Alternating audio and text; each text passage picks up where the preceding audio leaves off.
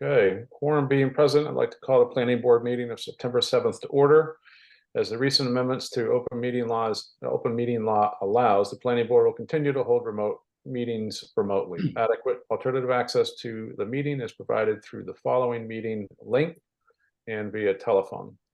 The meeting's been called to order under the business section of the agenda this evening. Introduction of planning board members and staff. So let's get staff out of the way first. Eric Hinderline, our senior planner, we've got it elevated already. Greg Catamatori, our planning director. We have Catherine McNiff as our scribe. On the board member side, we have David Rosen, Hank McCarl. We've got Doug Cook, Jane Ramson, Sean Henry is out there someplace. And I think that does it. Beverly Booking is absent this evening. Next, under the business section of the planning board agenda is pursuant to Gloucester zoning ordinance section 1.11.3. The city council requests an informal review as to whether or not to intimate in a formal action on a proposed amendment to introduce new definitions for transfer stations and associated amendments to the use tables to identify which districts they may be permitted in. Greg, we haven't talked about this for a minute, so if you want to just give us a brief update, then I'll turn it over to. So we had this on planning board agenda quite some time ago. This was referred from the city council. There is a interested party in pursuing some form of a transfer station. It was identified that there are some definitional issues with the current definitions in the ordinance, as well as how these uses might be permitted in the community in certain districts. We kind of held off. You'll recall at that point an applicant had filed an E&F application, which was going to provide a lot more information to the city, not only from the perspective of state agencies that would weigh in on the potential siting of such a facility, but also just get a better understanding of the different issues that might be of concern. The city provided a review letter in that public process. And since that time, the applicant, the two uses that we've been talking about specifically were municipal solid waste transfer stations, as well as construction and demolition debris transfer stations. And since Mr. Pavaza was here last, his client has filed with the state for a siting of a solid waste, a construction and demolition transfer station. And so that public process is just kind of starting at this point. And I think he also provided a letter to the board, which was distributed to you in your Google Drive, around what his interpretation of what the ordinance might look like to better define these two uses, and has also suggested a permitting path for the two uses in various districts. And if you'll indulge him, he is present and probably can speak to it as well. Thank you, Greg. Attorney Pavaza, the floor is yours. Thank you. I'll show a quick screen share up. And while I do that, I will introduce myself. My name is Joel Pavaza. I am an attorney at Seaside Legal Solutions, 123 Main Street in Gloucester, here on behalf of DLM Properties, LLC, more locally known as the Hilts or Essex County Recycling Center over on Conlin Road. So quick refresher, as you'll recall, 24 Conlin Road is owned by DLM now. It was only after they acquired the property, which is functioning as kind of an old school transfer station, they learned that it wasn't properly permitted as a transfer station. And on the local level, it's permitted as a junkyard, which is a site or facility used for collecting, storing, as you see from the definition, rags, cloth, batteries, rubber, parts from old or damaged motor vehicles, yada, yada, yada. And so they don't want to run a junkyard. I don't really think the Gloucester community wants them running a junkyard on Conlin Road. And so what we're looking to do is to renovate the facility into a more modern transfer station facility. And to do that, we need in part to provide ourselves a path through the local zoning ordinance. Super quick recap, as you remember, what is a transfer station? They are permitted by Mass DEP. They accept 50 tons or more of debris or MSW per day. And it's just where the debris is brought from multiple locations, packaged, basically put into a container and then sent out for processing. There's no processing of any waste in these facilities. Examples that Tetra Tech has provided us. This is what a 10,000 square foot transfer station looks like. This is again the applicant's one of the other facilities they have in Deep River, Connecticut, and that's 18,500 square feet, which is a little bit bigger than the one being proposed at Conlin Road, so it's pretty analogous. And then one that you probably all driven by. This is 3.5 times larger than what my client would look to do if the ordinance was amended. But this is the GRM facility in Peabody, and again, basically giant warehouses with really oversized doors. Trucks go in, tip refuse or debris onto the floor. Machinery moves them around, puts them into containers. New trucks pick them up and take them out. These are just the updated site plans that we have for the proposed facility. Again, you're not permitting the proposed facility tonight, but just to kind of get an understanding as one example of what this would look like if the permitting path was laid out. As you can see, they're trying to work with the existing grade on their property, so the building shifted over. This shows the larger trucks coming in, loading up with the containers and heading back out. This shows smaller trucks, contractors, etc., pulling in, going to the back of the building and dumping their construction debris inside the building and pulling back out. And this is, although not the most interesting looking building, the very functional design. The street facing side is on the top left corner with the truck shown in front of it. The rear facing side where the oversized doors are is bottom left, and then there's side elevations also. So again, you're not permitting that facility particularly tonight, but this would be, cards on the table, what my client would look to apply to permit if the path was laid out for him. So as Greg mentioned, since we last met, we went through a MEPA review hearing. We also had a city staff meeting back in April.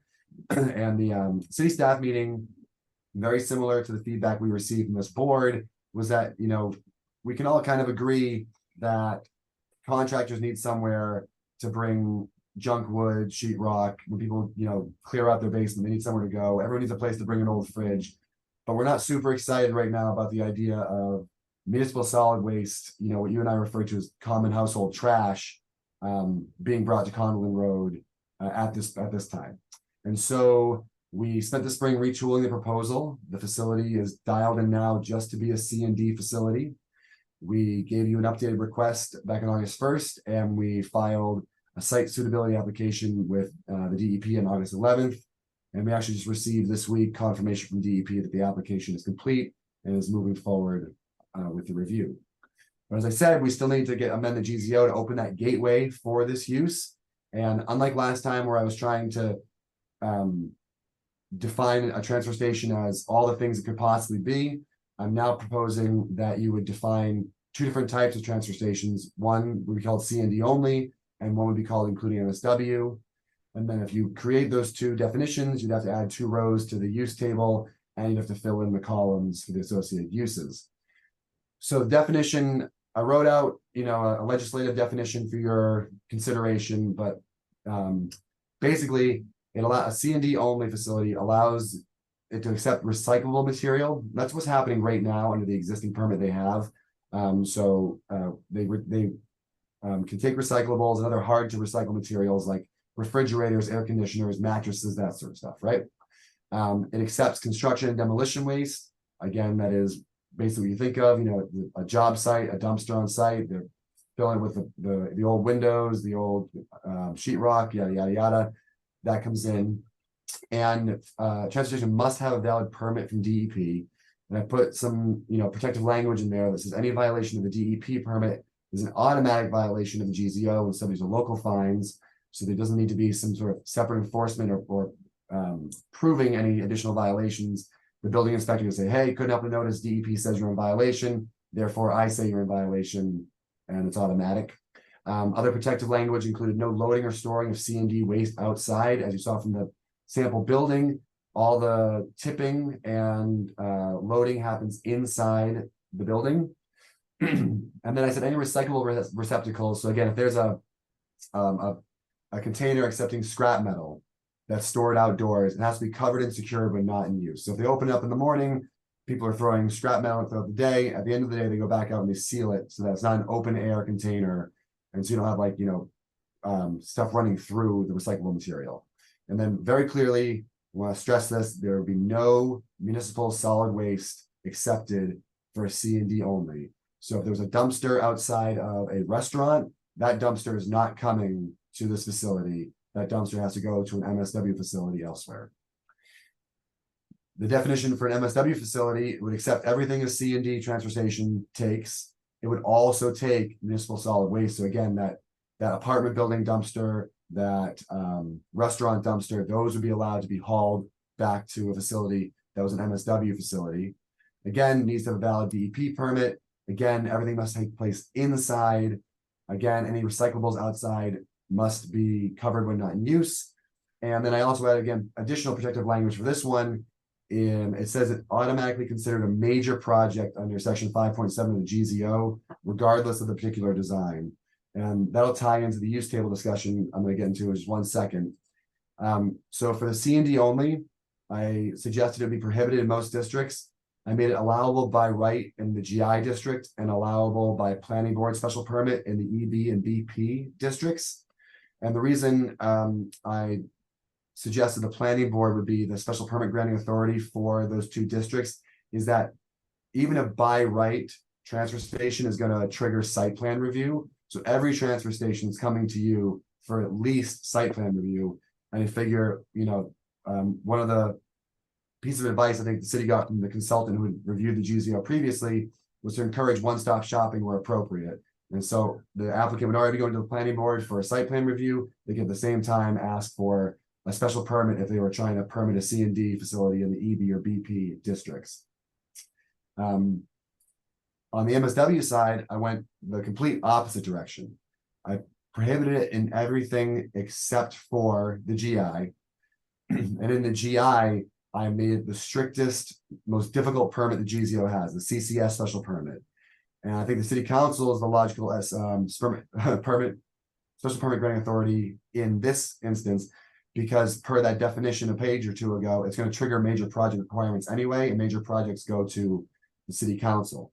And so unlike the one-stop shopping I was trying to achieve with the C&D facilities, this gets you a full gamut review. The city department heads have to review and opine on the submission.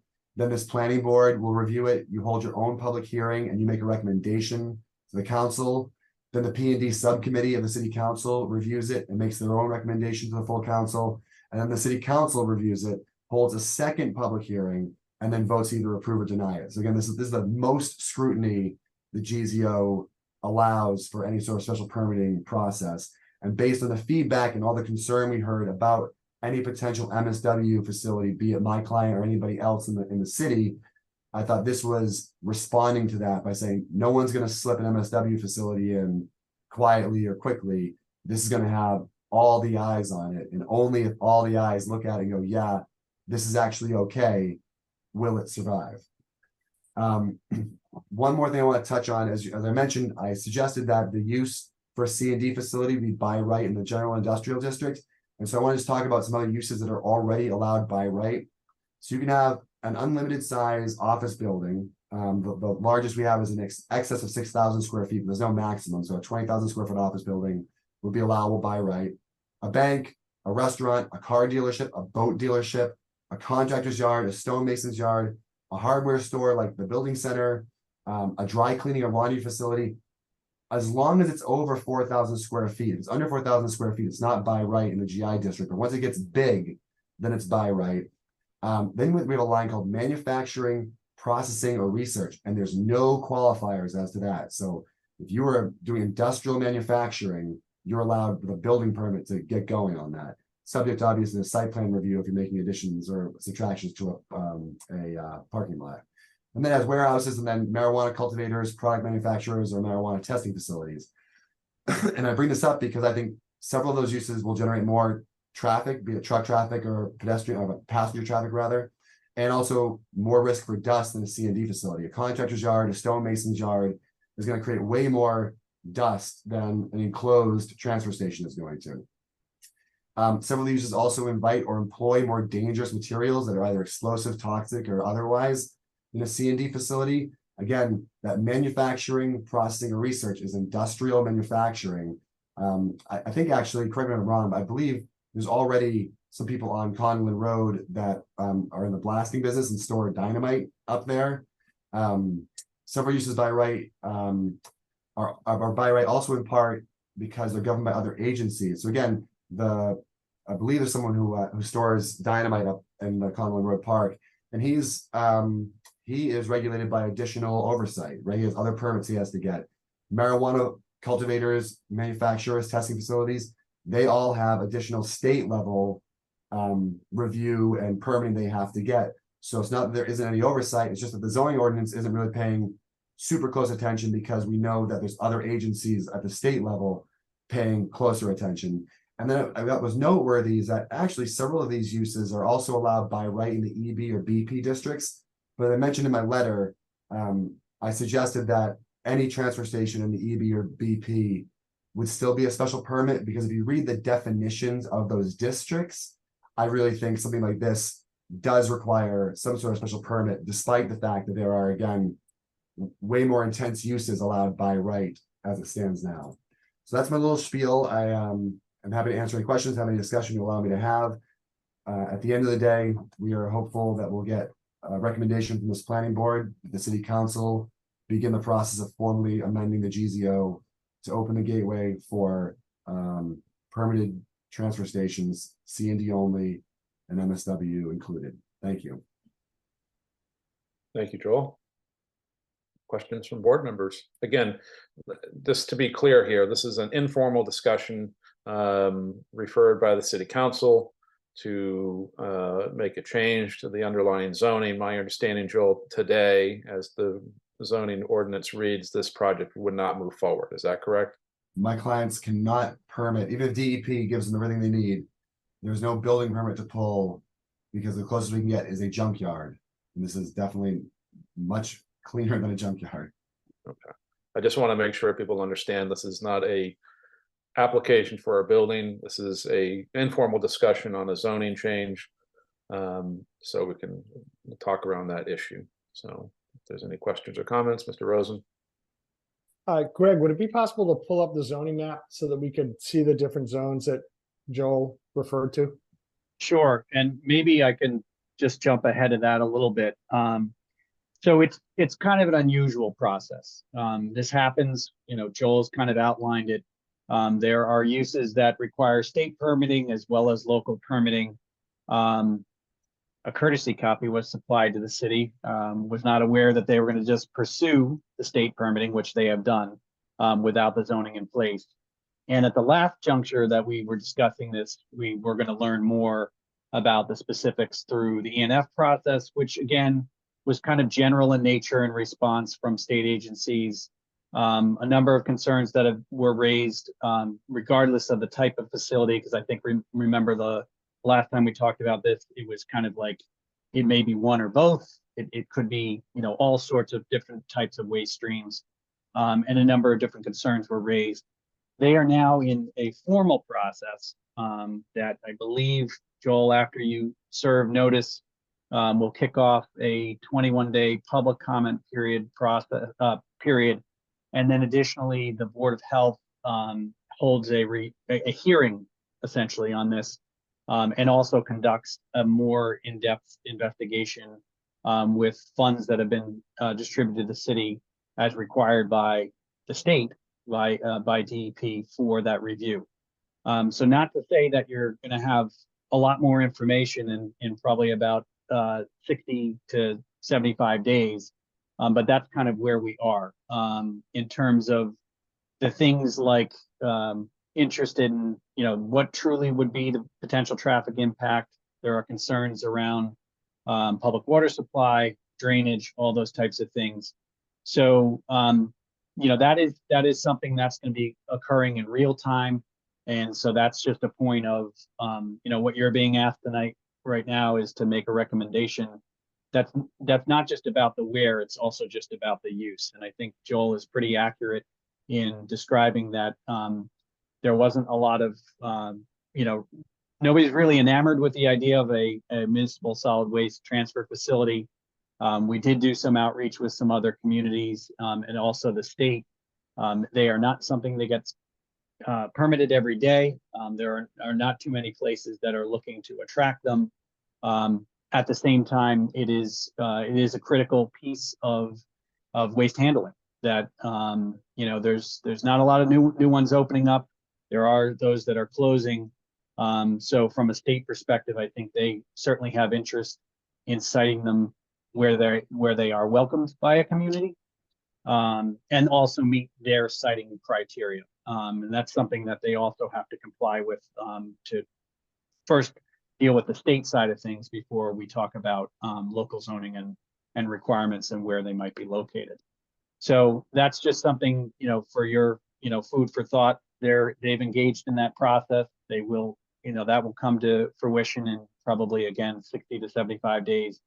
And that's kind of a, they don't get that approval, then there's no discussion to be had. But I can certainly pull up a map and show you where those districts are as well. If I may just respond to that.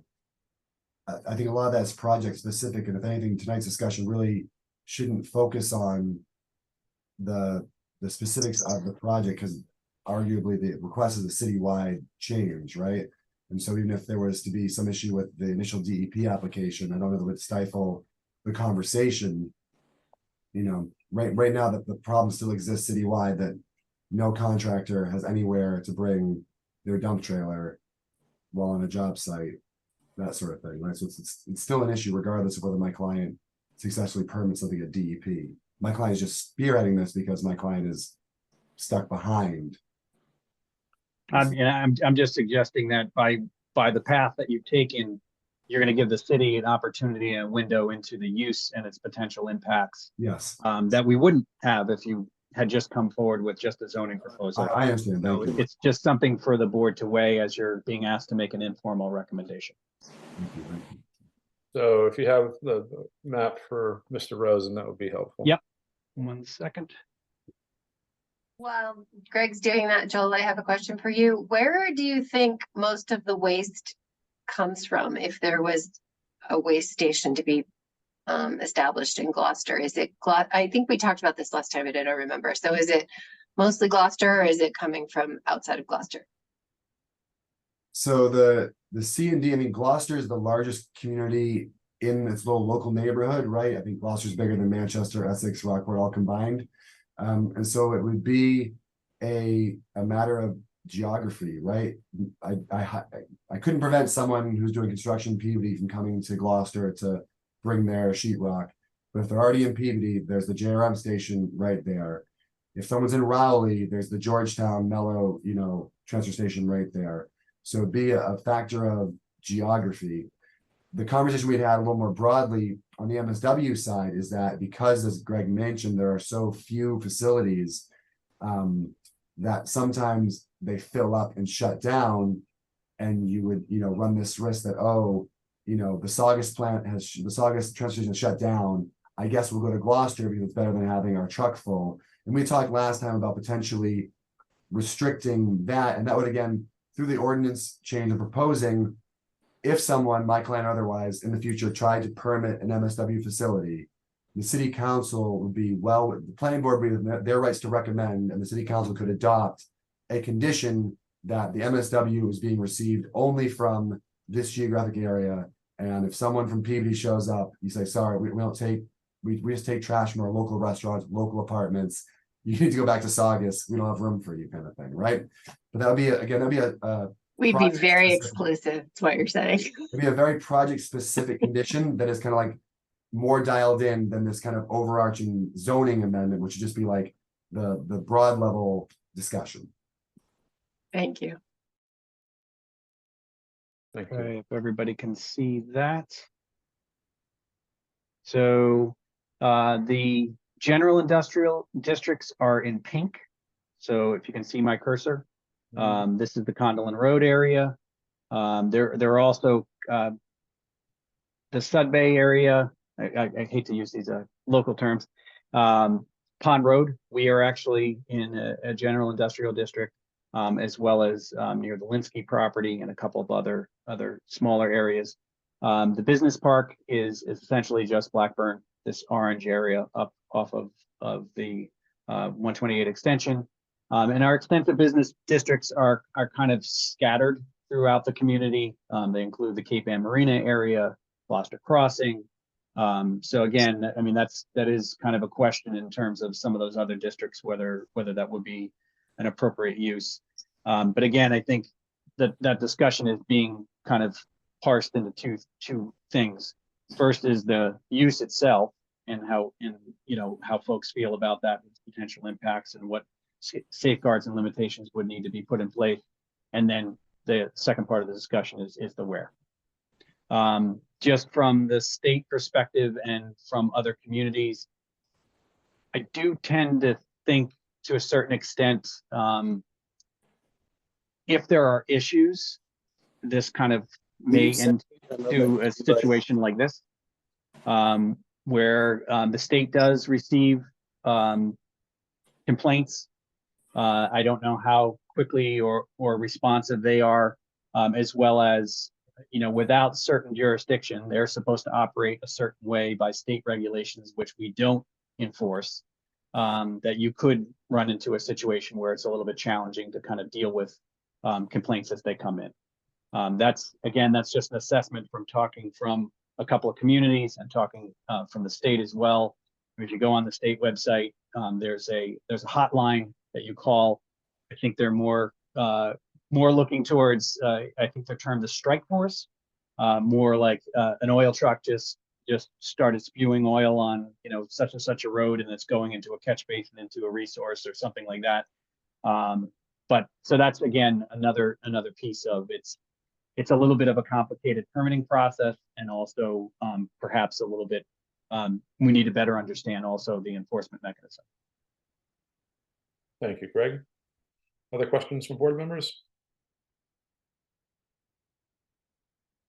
So again, just to sort of step back a little bit, this is an informal discussion on undertaking a zoning change, which has been brought forward by an applicant that would not be able to permit the idea given the underlying zoning. So this is more of a high level discussion of, do we want to undertake a zoning amendment discussion? And it's very early on the process, right? I mean, there's simultaneous applications moving forward, Board of Health, DEP, and we're also in the beginning of a comprehensive plan initiative where, goals and values for the community moving forward for the next 10 years will be deeply, discussed and, and flushed out. So, there's an opportunity for an applicant to make a zoning request. City Council referred it to us in an informal discussion format. I mean, that's the level I'd like to have this discussion at. This is, again, it kind of looked like an application with building drawings and elevations and things that we usually see, but that's not where we're at the moment. So, we can make a recommendation, to the council, yes, let's have this discussion, or we can make the recommendation that we're not prepared to have that discussion, that zoning change discussion at this moment. So I think that's the level we need to focus our efforts on at this point. Yes. Rick, I don't think we know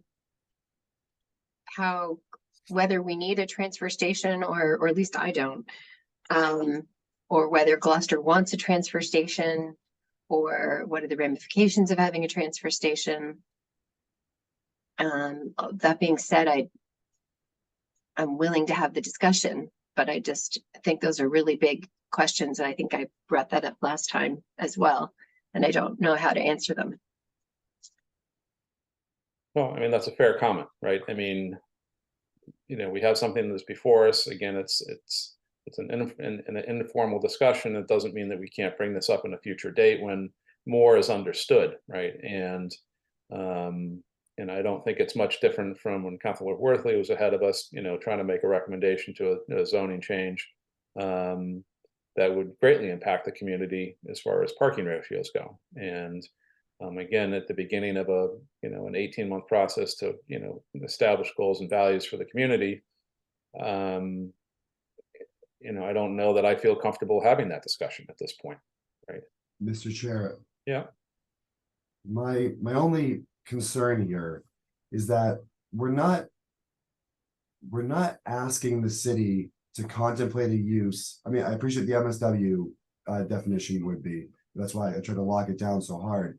But the property at 24 Conlin Road was operating as a transfer station for years. And it wasn't until the current owner, in connection with DEP said, wait, this doesn't have the right DEP license, that it stopped, right? And kind of reduced down to recycling only. And then in the process of getting the correct DEP licensure, DEP said, okay, well, do you have the appropriate local permitting? And we looked into that and said, oh, well, we're a junkyard, actually, technically, according to the Gloucester zoning ordinance. But this is not a new use that Gloucester has never seen or Gloucester has never used. This was an existing business that was actually invited by the EDIC to be an anchor business for the Conlin Road Industrial Park and operated a transfer station there for decades until, some regulatory stuff got in the way. And so the idea that, does Gloucester really need a transfer station? Well, Gloucester's had a transfer station for years, right? This was an anchor tenant sought after by the EDIC to open this industrial park. And so it's not this new thing that Gloucester's never dealt with. It's something that people have been using and are actually missing currently. We're just kind of putting back in place a service that the community has had for a long time. It'll just look different because it'll be inside a building now instead of a bunch of open dumpsters, essentially, right? So it's a improved version of what we had until very recently. So I wanted to make that clear. This is not a new thing. This is not like when I was before you trying to permit Happy Valley, and the city had never had a marijuana cultivation facility before. We had to learn all about it and what it might mean for the community. Gloucester has lived with a transfer station on my client's property for longer than it hasn't in the last 30 years. Yeah, but what you're essentially asking us to do is change the zoning to it so it'll be compliant. Yeah, the zoning is just to catch up. That no one caught this, right? No one caught that they had a junkyard permit, not a transfer station permit. I suppose EDIC in 93 or something, probably should have said, hey, we need to amend the zoning ordinance so we can get Hiltz to come over here and set up their transfer station, but it was overlooked. And so they got a junkyard permit instead, and they operated for, almost 30 years with it. And so I think my position is that I'm not comfortable to, make a decision on behalf of the city and the city council to make a recommendation, but this is a path we need to go down at this point because it's a much broader discussion, right? And it's, and again, I don't know what other people feel about it, but I don't know that we're in the business, the planning board is in the business of changing zoning just to fix a problem, right? I mean, if it's a problem, it should be addressed, right? And if it's, not compliant as a junkyard, then that's not the planning board's problem. That's the enforcement agency problem.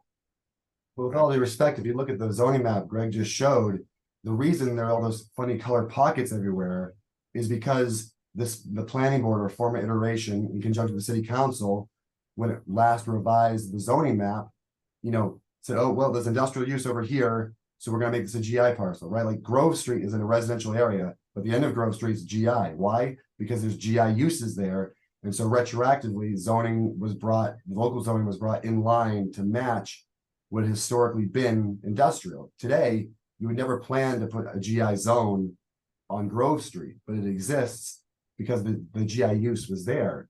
And so I would say there is a very clear history of like, oh, if the use is there and the zoning didn't keep up with it, the planning board and the city council go and they bring the zoning to match, what has kind of been going on the property, for that time. And so again, it's a restoration. My other question, I suppose, to the chair and for the board would be, I was trying to propose a citywide zoning change. I thought best practices wise, it was a discussion that made sense. But the planning board if it aligned with my, my view that this was a transfer station at this particular property, and turning it back on really isn't that impactful citywide. My client at the end of the day needs to operate his transfer station and doesn't necessarily need Pond Road or yada, yada, yada to work out also. And so would this board consider recommending that instead of an overreaching zoning ordinance change, that we would seek to overlay? We could do a transfer station overlay district on the southern portion of Conlin Road. And then it wouldn't impact anything except for the X number of lots you swept into that little overlay district. And it would still, and you can make it a C&D only overlay district, and it would still enable my client to turn their facility back on. It would just leave for another day the broader conversation of what sort of transfer stations should be allowed citywide versus property specific. But again, I think it goes back to understanding what the community's needs are, right? If this is going to be sited on our property in our town, then, I don't want to be hearing it from an applicant. I want to be hearing it from a city council. I want to be hearing it from, constituents to say, we've got a real problem here. We need to address this issue. This is a citywide issue, right? It's not a single applicant who's already bought a piece of property trying to fix something that's non-compliant. So again, I'm not comfortable, making those assumptions, and certainly, in the vacuum of, all these other processes that we don't have control over, to move forward with a formal discussion, right? I think it's premature, and I don't know if Don't get that input. Well, I guess I can offer that, there is this process that you've entered that will require a public hearing at some point with the Board of Health. There's a public comment period that will be initiated upon the completion of noticing. I don't know if that's happened yet or not. That's, again, I understand there's a timing concern probably too, in terms of, how do I get to yes, which this kind of sounds like, but a lot more information will be available through the Board of Health hearing. And in particular, if there are concerns from a community health perspective, which I don't think DEP has a process because they just felt like having a process. They have a rigorous permitting process for this use, which requires the local community and Board of Health to hold its own hearing. So maybe armed with that information, that might be a better position. At least you'll have public input for the board to digest in terms of pursuing, again, the allowance of the use, and then having the discussion about the where. I would tend to agree. In particular, the EB districts are all over the map. They, in some instances, abut residential areas. Again, maybe not the greatest location for a new C&D facility. Definitely not for an MSW facility. So can certainly provide some feedback on the spatial allowance. But I think we're, again, going to learn more about this use. And again, if something wasn't properly permitted in the past, it may not have been operating properly in the past as well, in terms of complying with the standards for the use from the state's perspective. So again, I think there's a learning curve for the health department, for the Board of Health, on what exactly this use is, how it's supposed to be operating, and also maybe the scale is also a little bit different as proposed versus the prior use. So again, there's a public process that you initiated that will certainly afford a number of departments in the city more information, consultant review of the application. Again, not trying to get specific to an application, but it is the use that you're proposing. And a lot more information will be available over the next, 60 to 90 days. And that's what I'm hearing from the board, is you want more information on this. I think there's an opportunity for you to receive it.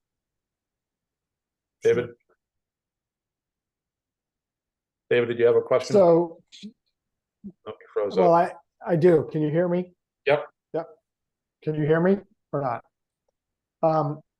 So just to be clear, I'm asking for a clarification from Greg and from Rick as to what are you recommending? It sounds to me as if you're saying, let this go through the process. Let's not consider the rezoning issue now. Let the application go through the process and deal with it then. Is that correct? That's my inclination. Because there's a lot of questions that need to be answered from the, I mean, we're one part of the equation. And again, a zoning change, as we're painfully aware of, is a big deal, right? And we don't know if it represents the needs of the community, right? I mean, we don't have, our waste haulers, Republic or JRM saying, we have to go all over the place to get rid of the city's trash.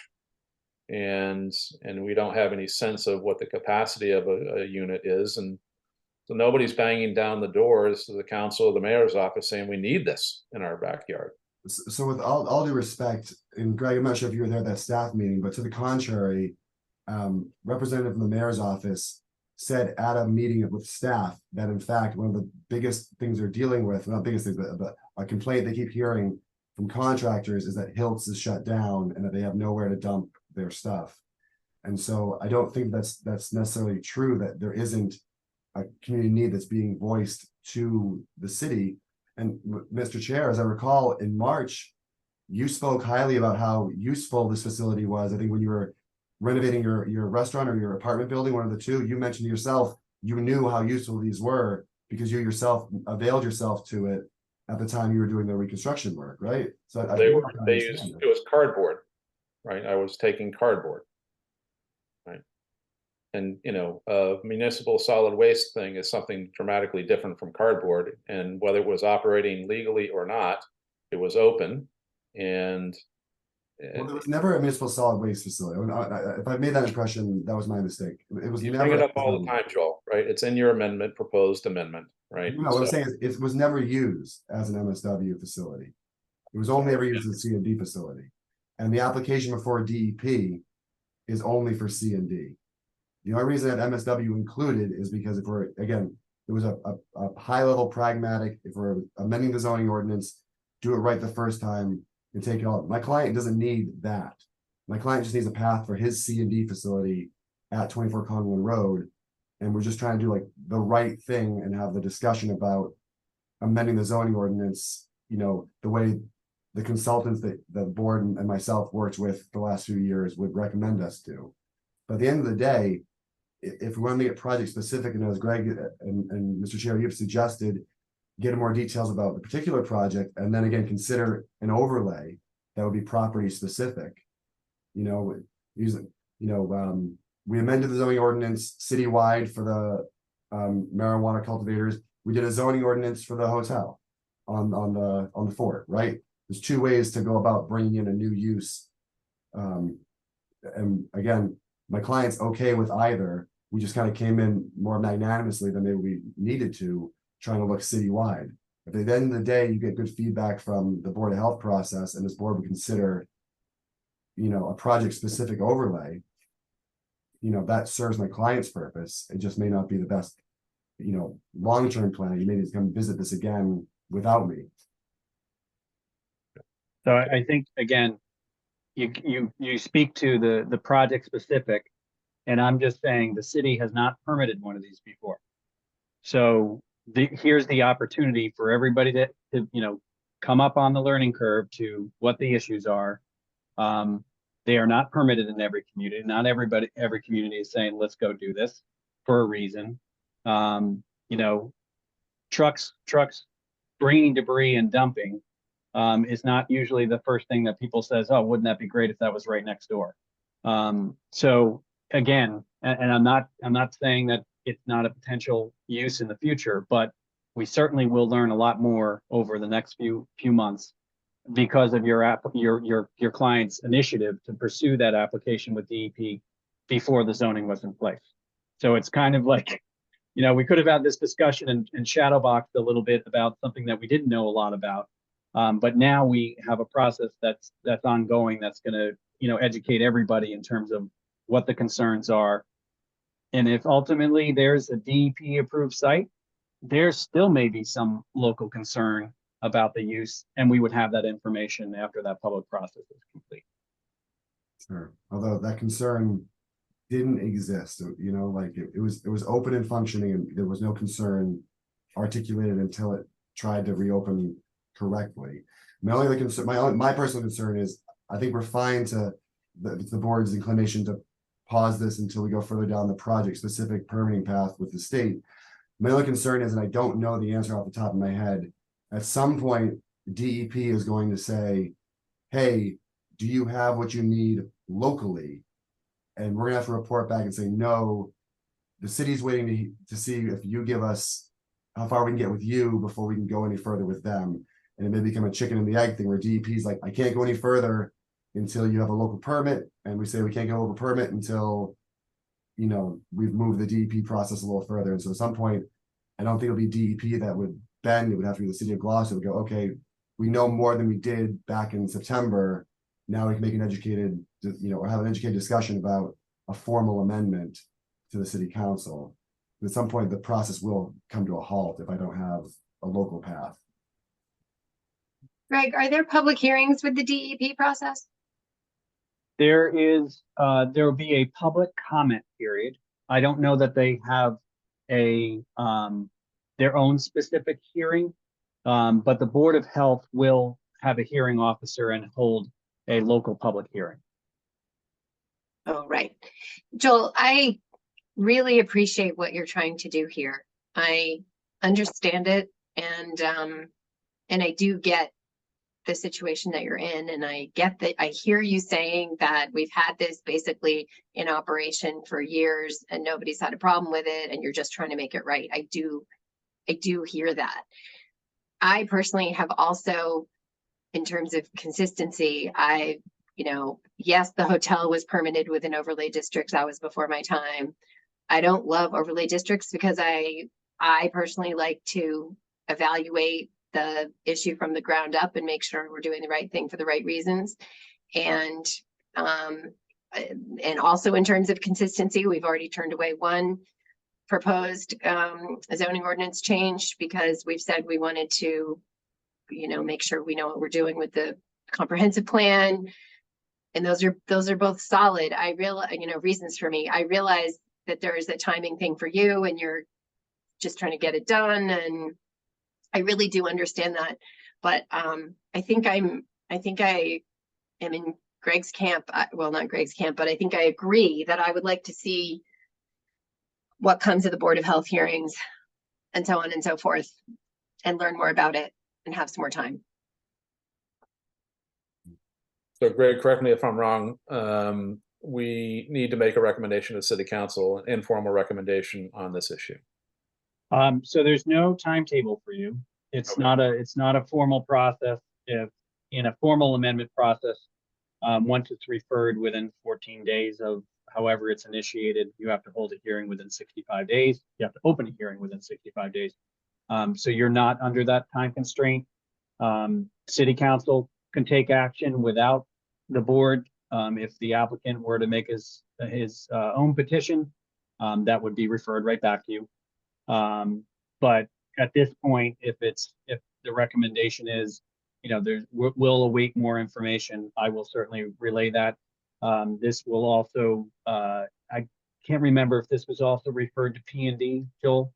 Yeah, they've been continuing it. Yeah. Back from And you. my guess is that they will await, you know, something, a report from the board in writing, that I would prepare based on a motion that you would make.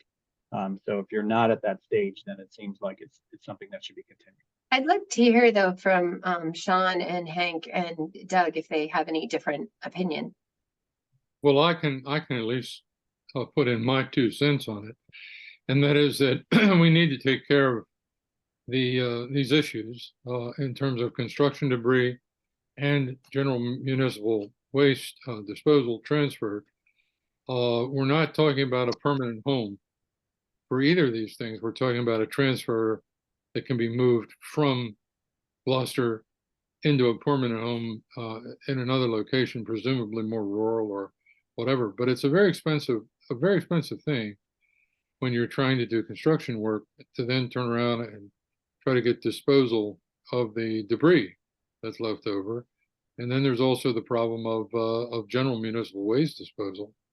We have to make some kind of provision to deal with it. We do generate it, and we absolutely need to face up to the fact that we generate it. We need to take care of it. We need to figure some way that it can be reasonably moved into a facility to be moved out of the area if we don't wish to keep it here. I think it's very, very important. And we're actually into this big community, planning thing. And it's a very important thing. Bottom line, I mean, nobody wants to be next to a so-called junkyard or waste disposal operation. But the fact is, we have to deal with the problem, and we need someplace to do it. And maybe it's a good idea to put it into a transfer station that it then can be moved to a more permanent location. And I think it's very important that we deal with this problem. John? Yeah, I'm very sympathetic to Joel's argument that it was in existence for a long time. His clients come forward to try to rectify the issue. And again, I think to the point about treating a specific piece of property differently, we have a long history of doing that. We did the hotel overlay. We did the overlay for the YMCA Halyard project. We did the zoning change specifically for Market Basket before that. So we do have a history of addressing issues like this, trying to fix the situation for applicants in the past. So I don't think it's unusual. We also have a history of making zoning changes that actually are nonsensical in the past in terms of doubling lot sizes out in North Gloucester, et cetera, that have come back to bite the city in the butt. To Greg's point about there perhaps being opposition, there was opposition to every one of those projects I just mentioned. There still is opposition to every one of those projects I just mentioned. And I think to Hank's point about this is something that has to be dealt with, that's supposed to be our role and the city council's role to actually deal with the stuff that some people don't like. Most communities don't want more housing, and we realized that we're in a housing crisis and we need it. And so that's why the state stepped in and said we have to do the MBTA zoning, right? So all that said, as much as I think it makes sense to move forward at this point, I am also sympathetic to Rick and Jane's point about we're in the process of this community planning initiative, and it makes sense to hold off on any major zoning changes until we move through that process more and have more of the community input that we're supposed to be getting. But that said, I do think it's one of those situations where we will ultimately need to address it, and hopefully it's in a timely enough manner that we don't lose out on the possibility to have a transfer station here that, as Hank says, is much needed. Thank you, Sean. Doug, anything to weigh in on? Yeah, I mean, you're all making a lot of sense. I think that my feeling is the idea of putting it off a little bit until we have much more community input, like make it a little bit more of something that's on the table versus, getting the transparency issue. You know what I mean? Like everyone will say, oh, you're not transparent about this waste that's coming into town or the recycling center or whatever. It just is, it seems to me a great opportunity to combine this with the comprehensive plan. It just makes total sense to me. It's not an easy decision for this community, and it's not just for us to, I agree with the recycling, the C&D. I think that makes total sense. I've used that facility many times. It's not that you can't get rid of that stuff now. You just hire a dumpster and you fill the dumpster up and they take it away. Where they go with it, I'm not exactly sure, but that's how it's being dealt with now. And I do agree that it should be dealt with, like Hank was saying. But I feel like we need a little bit more time on it. Mr. Chair, for procedural purposes,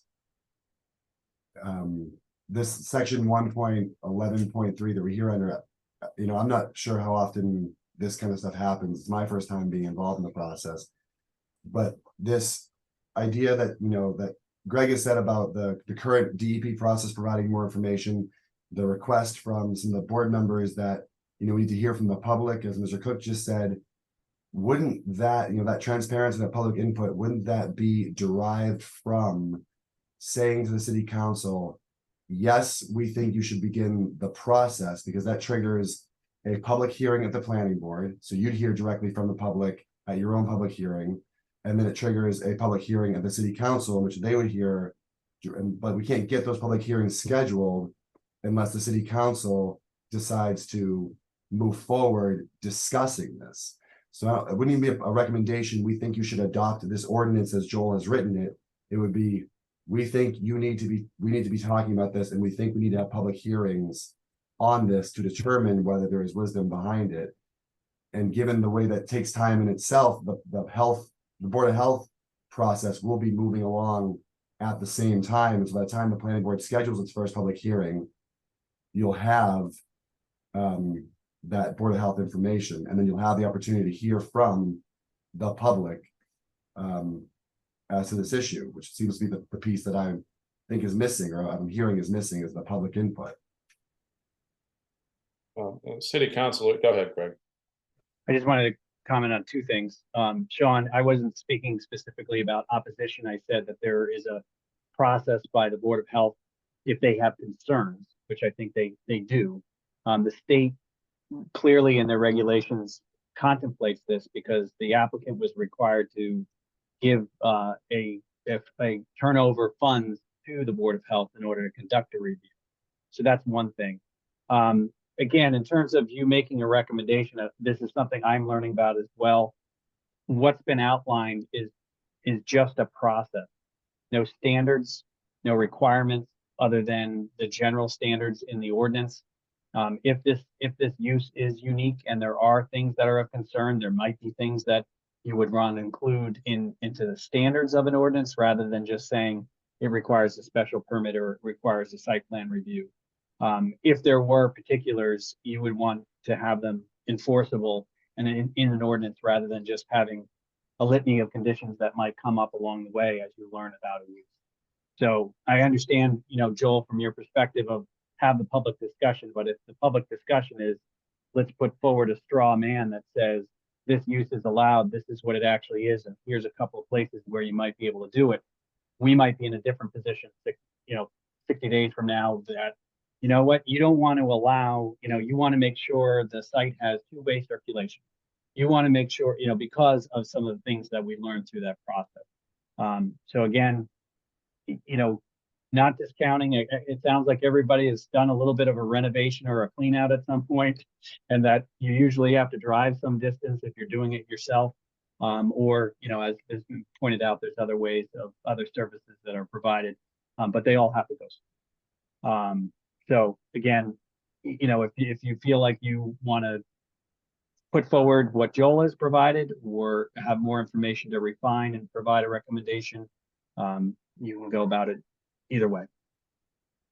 So we just have to, this is informal review and advice to the city council, right? Is it literally a recommendation? Or is it informal review and advice? Informal review, it's advice. Yeah, so we don't have to make a motion or a solid recommendation. We could write something to the city council that represents the views that we have just been discussing, that we think, disposing of waste is a really important issue and it's something that has to be dealt with. And we'd like to do it maybe in tandem with the comprehensive plan because we're not sure if the city would welcome this type of zoning change. And what's the one point that I'm missing? And that you'll get a lot more information through the Board of Health. And that we'll get a lot more information after the Board of Health process. I mean, literally, we don't have to decide or come to an agreement even. We can, we can say, this is what we think, right? I mean, Greg, couldn't you even say, we don't endorse what the applicant has provided specifically, but we, if the board did agree that the conversation should be had and the process should be initiated with the caveats Jane just mentioned, that it may be couched within the comprehensive plan.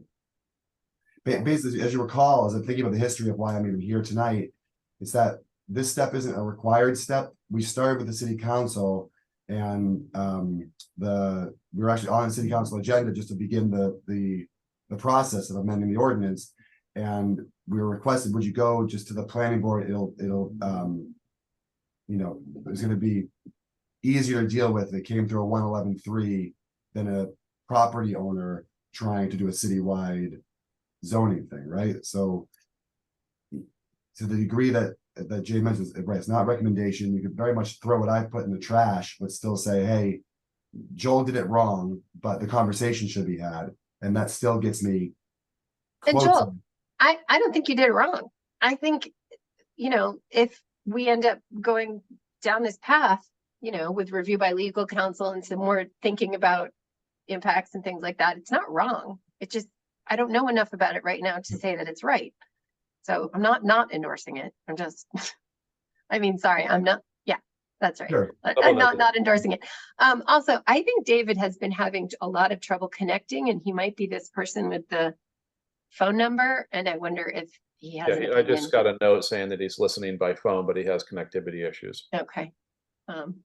Anyway, I wasn't sure if he was trying to talk.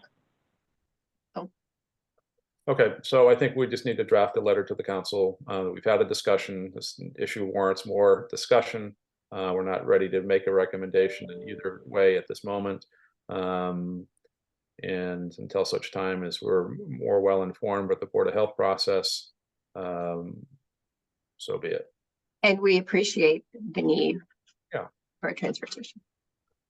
Okay, I'll take a crack at that and we can have you review it for the next week. Fantastic.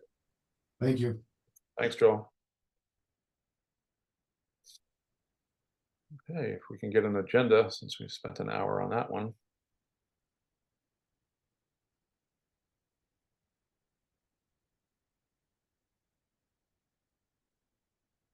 Okay, so we're on the consent agenda. So an approval not required A&R filed by Paul and Ellen Clancy to combine 2 lots at 4 and 6 Wilson Road, Assessors Map 256, lots 1 and 2. I don't know if we have any representation here this evening. That looks like Attorney Ellison.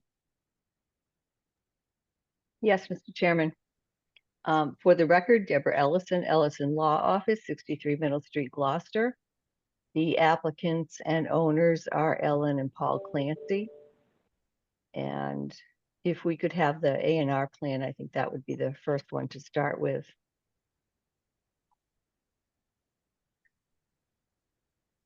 Thank you.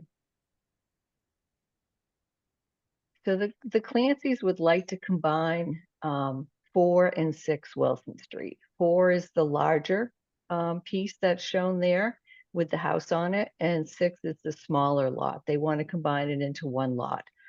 4 Wilson Street, Wilson Road, excuse me, has sufficient frontage and lot area for the R20 zone, but 6 Wilson Road is undersized and it doesn't have adequate frontage.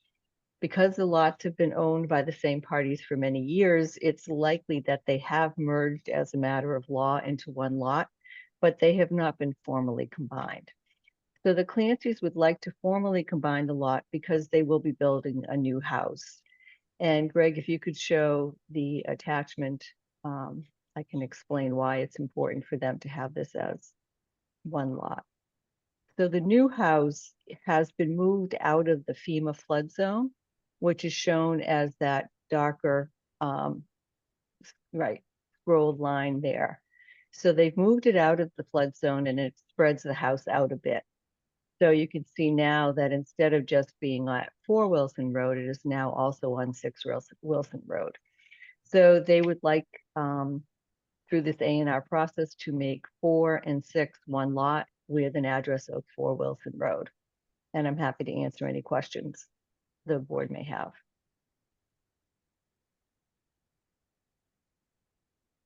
Seems fairly forward thinking, in my opinion. Yeah, this seems super straightforward. Any other questions or comments? Glad to have a house out of the flood zone. Glad to help with that. Yes.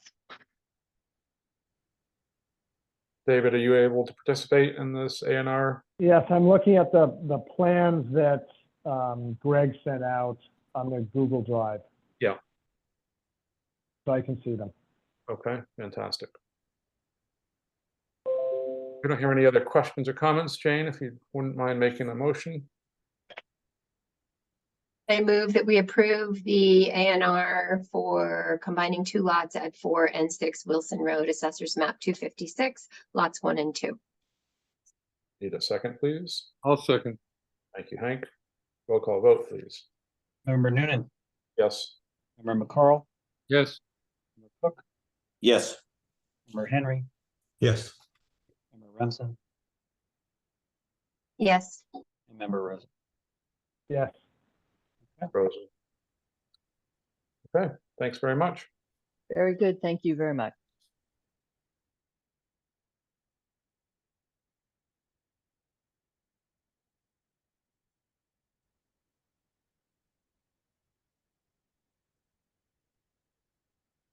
Okay.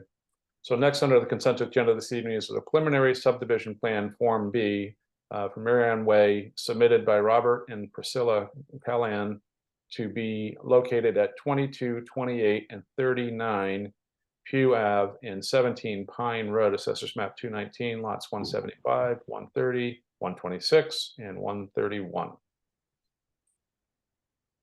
I believe we have representation, Mr. Pavaza. Good evening once more. Let me just pull this up. So this is a preliminary Form B review.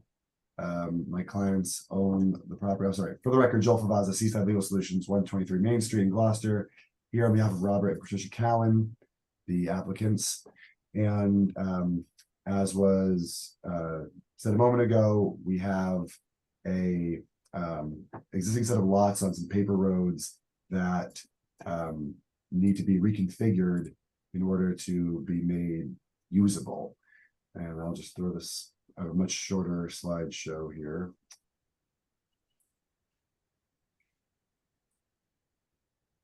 Sorry, my screen share was locking up. Okay, so when the screen pops up, you'll see in orange the lots. They are various shapes and sizes, and they are again on paper roads that do not have any improved frontage right now. And we have provided you two variations of the plan. This is the 3-lot variation that involves the creation of a new cut through, which we've temporarily suggested would be Miriam Way.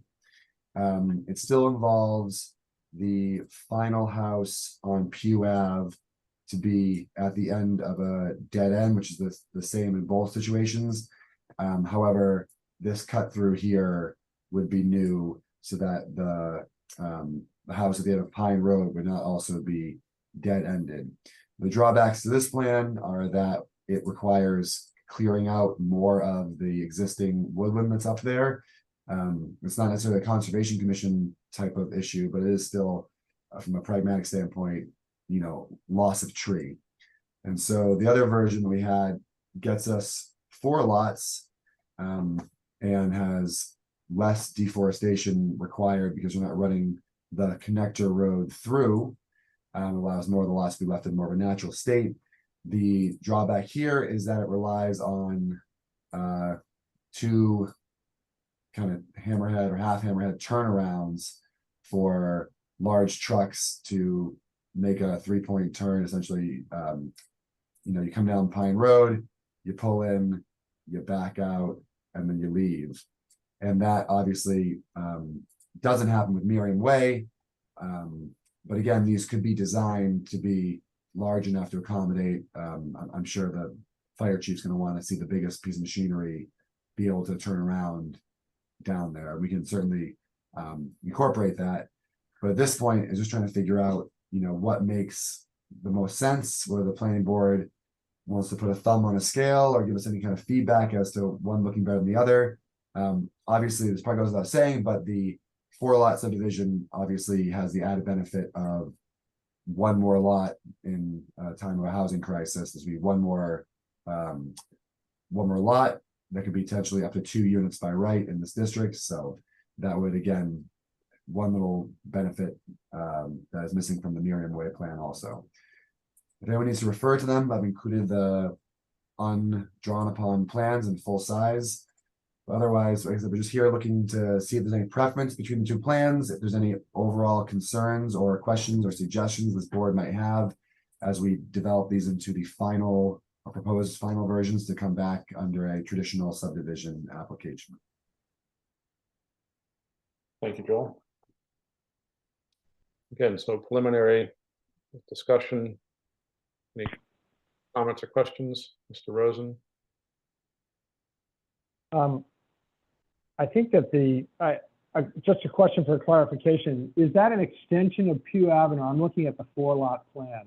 Is it a new extension of Pew Avenue to go to the lot A, B, and the third lot on the south side of Pew Avenue? Is that all going to be new road there? Yeah, so if you're looking at the plan, Pew Avenue stops basically at the driveway for number 20. As far as what's currently improved, it extends on paper all the way down to where it meets up with Pine beyond our proposed lot. And then Pine Road also, in both instances, has to be carried beyond its existing dead end. And I think there was an argument to be made that a road improvement plan could have been used to at least get these roads in existence, but the reality is this looks like a subdivision, and we were willing to just kind of go down that path to get the correct analysis. Greg, So one other question. I'm sorry, go ahead, Jane. Nope, you go. In the other plan where you have the road that is curving down to connect, what's the difference in the amount of road that has to be created between the two plans? Whatever the length of Miriam Way is, because Pine Road and Pew Ave get pretty much the same extensions regardless. It would just be whatever that connector is. I'm not sure if I have a length measurement on there I can grab right now. But probably a couple hundred feet. Looks to be about 200 feet. Yeah. But in either plans, you've got to improve those sections of Pine Road and Pew Ave. Yeah, Pine Road and Pew Ave will be improved almost identically. And then Miriam Way is the wild card. Okay, thank you. Greg, I have a question for Greg, and then I have a question for Joel. Greg, can you remind me what's bad about dead ends? Are they not allowed, or what's up with dead ends? There's typically a limit of 500 feet for a dead end road. I will say, I did enjoy a wonderful vacation last week. This application came in right before I went out. I did try to distribute to fire department also and try to get feedback from a utility standpoint from the engineering department. So hope to have some input on that from them. I don't know that there was any water utility shown, so I'm not sure what the plan was for that particular. That is something often that, there may be a benefit if there was a road connection between the two to loop a water service. And also, I can't recall if there was a hydrant located anywhere or whether it was identified where the existing closest hydrant is. Hydrant's about 500 feet from the end of Pew Ave currently. Okay. And it's on a Thanks. plan in the little box. So my question for you, Joel, is what, if any, waivers are needed for option 1, and what, if any, waivers are needed for option 2? Just briefly. I think waivers for either option, because Pew Ave's a dead end regardless, is going to require. I'm not sure, Greg. Do you measure the 500 from where the last turnoff is, or for Pew Ave itself? Because Pew Ave is obviously more than 500 feet long. If it's that last little extension of Pew Ave after Miriam Way, that would no longer need a waiver. It's from the intersection of Okay, so the end of the road. So then you would probably need waivers on the non-Miriam Way plan for the dead end. And again, we'd seek to solve that by putting in large turnarounds to make sure that everyone can get back out. Otherwise, it's more of a preference, right? We think these roads can be built to standard. However, the sometimes less is more. This is only gonna service 3 to 4 more houses than what's currently there, and it's one of those kind of funny situations where you'll be going along Pew Ave as it currently exists, and it's, 12 feet wide maybe, and then all of a sudden, boom, at the last 3 houses, it's 16 feet wide, and you're gonna go like, well, do we need it to be getting bigger at the end, or can we just kind of maintain? But again, that's more of like a preferential thing. If the direction of the planning board was, we'd like to see as little impact as possible, then I might come forward with waivers looking to shrink the right of way, or looking to shrink, pavement requirements. If the will of the planning board was like, we'd really like to see you do this, so per the book, then we can come back in with a plan that kind of has it, but it might be overkill for this area. So I'm kind of wondering why you didn't come in with just option 2, or why we're even having this discussion. Because there is that concern about dead ending. I think it's solvable, but again, just trying to take the temperature here. If the planning board was like, no, I'd rather hear it now, informal, than after we've dialed in. But if you can get a good turnaround for Pew and a good turnaround for Pine, adding a few more houses down there doesn't really upset us. Right now there is no turnaround. So if anything, you made things better. If you're, you see that potential, then, great. So just to be clear, you probably, if you were to build to standard, and I understand that Pew and Pine are substandard right now, question would be also whether or not there would need to be any offsite improvement. These roads some of them are in pretty bad shape, particularly at the entrance of Pine. The standard for the number of units, and also if it were, because it's part of an entire neighborhood, would be a minimum of a 20-foot width. Again, I understand that would look like squeezing a balloon, where the road would widen to a significant width once it gets this improved section. But again, just in terms of responding to the question, what other waivers would be required? I'm not seeing, again, it's site specific, but the other standards would be sidewalks, there would be street trees, there would be road width. I think they would meet road grade in terms of maximum grade. I'm not sure about vertical curve, but a profile has been shown. So there's a couple other things that might be additional waivers with the connected plan. Right, but what I was trying to get at is that would more waivers be required for the second plan than the first plan? And really, the ones you just talked about would be for either plan. Yeah, so the dead end is the issue. Right, and in general, I'm in favor of less road and more houses, so. Yeah, and I should also clarify that we're showing 16 feet, which is, as Greg pointed out, not standard. That in itself is a 16-foot width of pavement would be less than the 20 that would be by the book. So that even what you see there, which isn't quite the squeeze in the balloon, but is still a notable increase from the width of Pew and Pine before it, is already a 4-foot waiver in this hypothetical. And what about connecting Pine and Pew on the perimeters and getting rid of this dead end idea and having hammerheads? So if you look at the topography, if you follow Pine Road of the paper road down around the right-hand turn toward where it hits Pew Ave, you'll see that Pew Ave and Pine Road really start falling off a slope. And I don't think you'll ever get that ladder truck to go down Pew Ave and take a left on a Pine Road without, a huge geology transformation out there. Yeah, I would think that these situations are often dictated by the fire department a lot of times, right? Because it's what they prefer. To me, the idea of having a couple hammerheads versus more of a smooth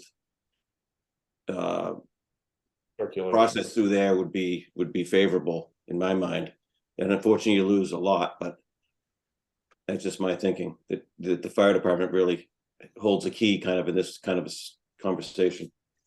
Oh, wait, you're saying the fire department would prefer Merriam Way to I would think so. dead end. I would think so. But I'm just guessing. I don't know for sure. Would it be worth taking a site visit to this place, or? Sure. Check out the feel of the neighborhood and all that kind of thing, and I think we get a different feeling on it. but could we do that after we hear back from engineering or fire department or whatever you were getting, Greg? We could. You Because want to, I mean, if you, Because if you they wanna- say it's bad, then it's probably, well, we should do a site visit anyway. But it would be nice to know what plan we're thinking about when we went on a site visit. I would agree. So we could look, I mean, I suppose we could wait and push to try to get that feedback before the next meeting, and then, depending upon that feedback, then schedule a site visit. Sounds good. Does that work for you, Joel? No problem, I am. Okay. Fantastic. Okay, so I guess we're just gonna, So we could probably, continue it for 2 weeks, and then, depending on that outcome, then we'll schedule a site visit. fantastic. Wait, wasn't this just an informal review or what was this? This is a preliminary plan, so there'll be actually a decision at some point. a Okay, no, formal I know, but decision. we don't have to Yeah. make a motion right now. You can just make a motion to continue it to the next meeting. All right. You sure? Well, it's an agenda item, and we want to make sure the public knows when it's going to appear on an agenda again, so a Okay, date we- certain is we can always good just- for a I'm continued. just wondering if we need to vote on that. Okay, but we can Okay. just say it. All right, when is our next meeting, Greg?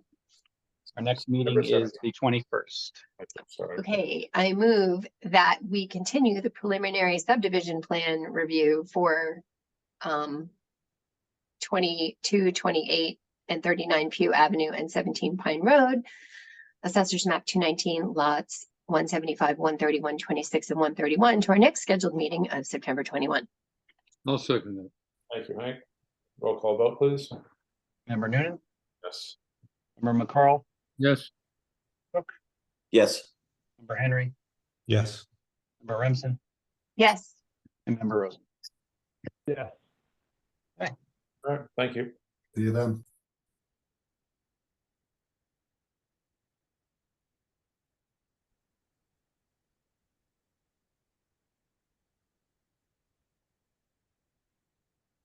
Okay, we are getting into the next part of our agenda, which is the public hearings. This is a definitive cluster development plan filed by James M. McKenna Esquire on behalf of HowMag LLC to permit a 26-unit residential development at 171 and 281 R Magnolia Ave and 607 Western Ave, Assessors Map 206, Lot 9, Map 198, Lot 20, and Map 199, lots 11 and 13. Good evening. I'm glad to be here. I can't seem to work my video, but wondering if, okay, great. Thank you. There we go. Great to see you all again. I know it's been a while.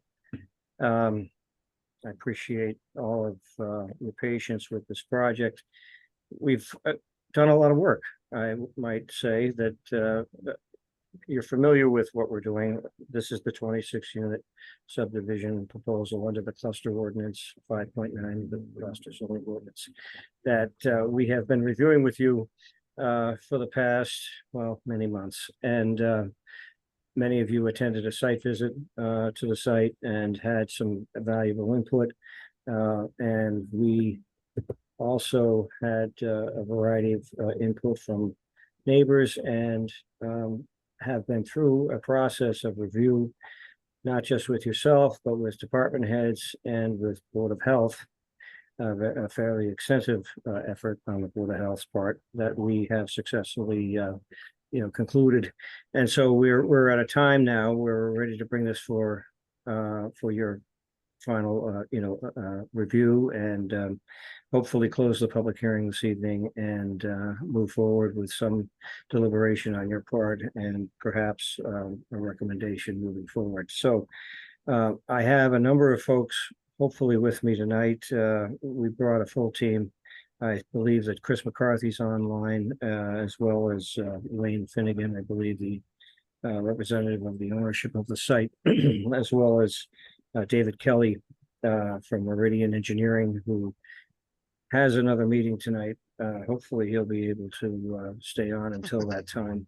But we're also, I believe Richard Nyland might be on as well. So he's part of the legal representation on this project, as well as Michael DeRocha and Evan Gavudrian from DeRocha Engineering, Environmental, excuse me. So we're here. We're ready to talk. We're ready to give an overview of what we're doing. We've accomplished a lot in the interim. I'm happy to report that many things have been done. Principally, the issues that were raised by the assessor's office regarding an uncertain parcel of land in the center, or presumably in the locus of the project. That matter has been successfully, I believe, resolved with the city's legal department, such that they're accepting of our title to the property.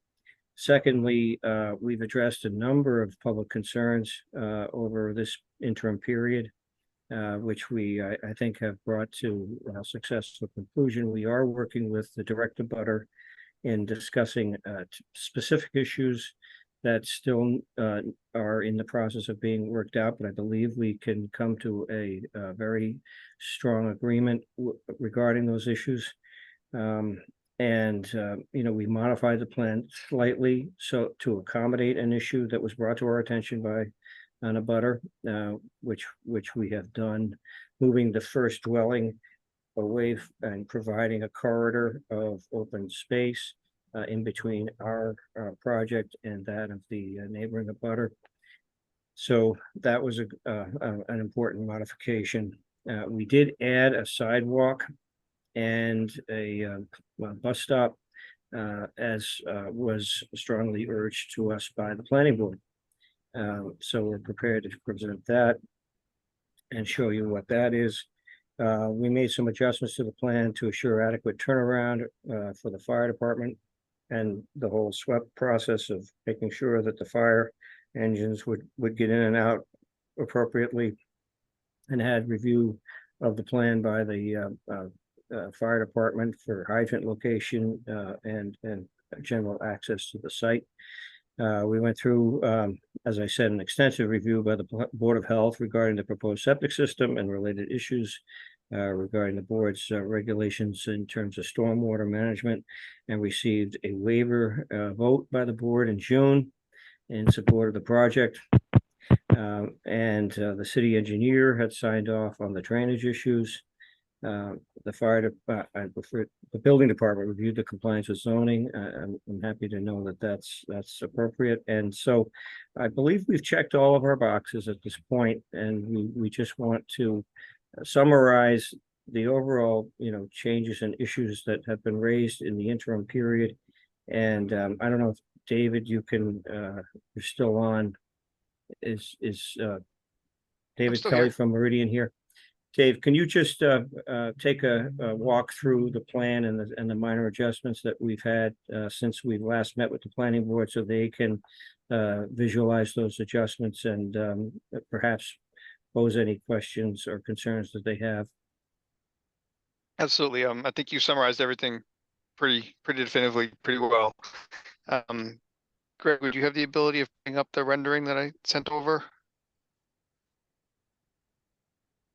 Please, thank you. So when we first, I can see it, yes. Can everyone else see it? Yeah. So when we first presented this plan to the board, there were a couple of comments that came up initially that were brought up at the site walk regarding the trail system throughout the property. We had those field located with handheld GPS. So those trails that you see on that rendering are the actual trails that are out there, as present day. Along the right-hand side of the roadway between the houses and the road, we have added the sidewalk that goes all the way from the T turnaround at the top, all the way down to Magnolia Ave and to the right-hand side of the entrance, with a little waiting area for a potential school bus. We have taken those first 3 duplexes on the right-hand side and shifted them northerly slightly to provide the 50-foot clear open space between the abutter and the first unit, and still maintain the 50 feet between the the two clusters of duplexes. The entranceway was always a double-barreled entrance with an in and out with a landscaped island in the middle. As part of the fire review, we had widened that slightly and modified that center island to allow for better ease for fire trucks to get in and out of the property. At the same time, the T turnaround at the end was widened and lengthened slightly just to provide even easier maneuverability for the fire trucks to get in and out, to make that turnaround at the back of the site. As Jim said, we went to Board of Health and got a waiver from the basically groundwater discharge permit for the proposed septic system down to the far eastern side of the plan. It's shown as that dashed rectangle by the end of the walking paths. That has remained pretty much unchanged since we first presented the project. All of the stormwater, as previously proposed and still proposed, is on the left-hand side of the road with the 3 infiltration basins. As part of the NOI process, DeRosa Environmental has prepared an extensive planting plan along the left-hand side of that roadway to replicate and create habitat for critters and to reinvent the resource buffer area that is being disturbed for the construction of the project. The water line was tested for adequate pressure and flow quite a ways back. That was confirmed with the fire department as well. The hydrant locations going up the eastern side of the roadway are adequately spaced to provide the fire department connectivity as needed going up the entire development. And that's pretty much, Jim summed it up very well. And that's pretty much where we stand from our initial submittal back in December versus today. Thank you, David. So we're here, to take comment from the board or any public that's in attendance and hopefully bring to some conclusion this public hearing. I think that if you look at 5.9.5 of the zoning ordinance, the design criteria for a cluster development, by and large, we have discussed and have, I believe, achieved the merits of that criteria to the satisfaction of the ordinance. But we show that the overall layout and design achieves the best possible relationship between the proposed development and the land. We are, as we've said before, preserving, grossly 85% of open space. And that obviously we will discuss with and have had some comments from Essex Greenbelt and land other folks might be interested in looking at that in terms of how it impacts Ravenswood. We're obviously open to accommodate those interests to the best that we can to preserve the natural features and the historic trails that have been in that area for some time. So we're certainly this is an ongoing dialogue with the city and with Essex Greenbelt, and we're looking forward to coming up with a satisfactory arrangement relative to the open space. We have had good comments overall by the area abutters. Most folks have expressed support for the project. They have had some concerns. We've attempted to address those concerns. And overall, I think this is really a proposal that uses the historic layout of the site as optimal as possible, while preserving as much as we can in terms of the beneficial use and future use for passive recreation for the site. We're ongoing discussions with the direct abutter that are still in process, but we feel positive that we'll come to a successful agreement on issues relative to that particular site. And we look forward to any thoughts or comments the board might have or the public may have to conclude this public hearing and move forward. Thank you, Jim. I know Mr. McCarthy has been a part of this process. He's in the attendees list with his hand raised. Greg? I'd just like to recognize him. Chris, the floor is yours. Hello, Chris McCarthy, 166 Bray Street. Thank you for taking a continued look at this project.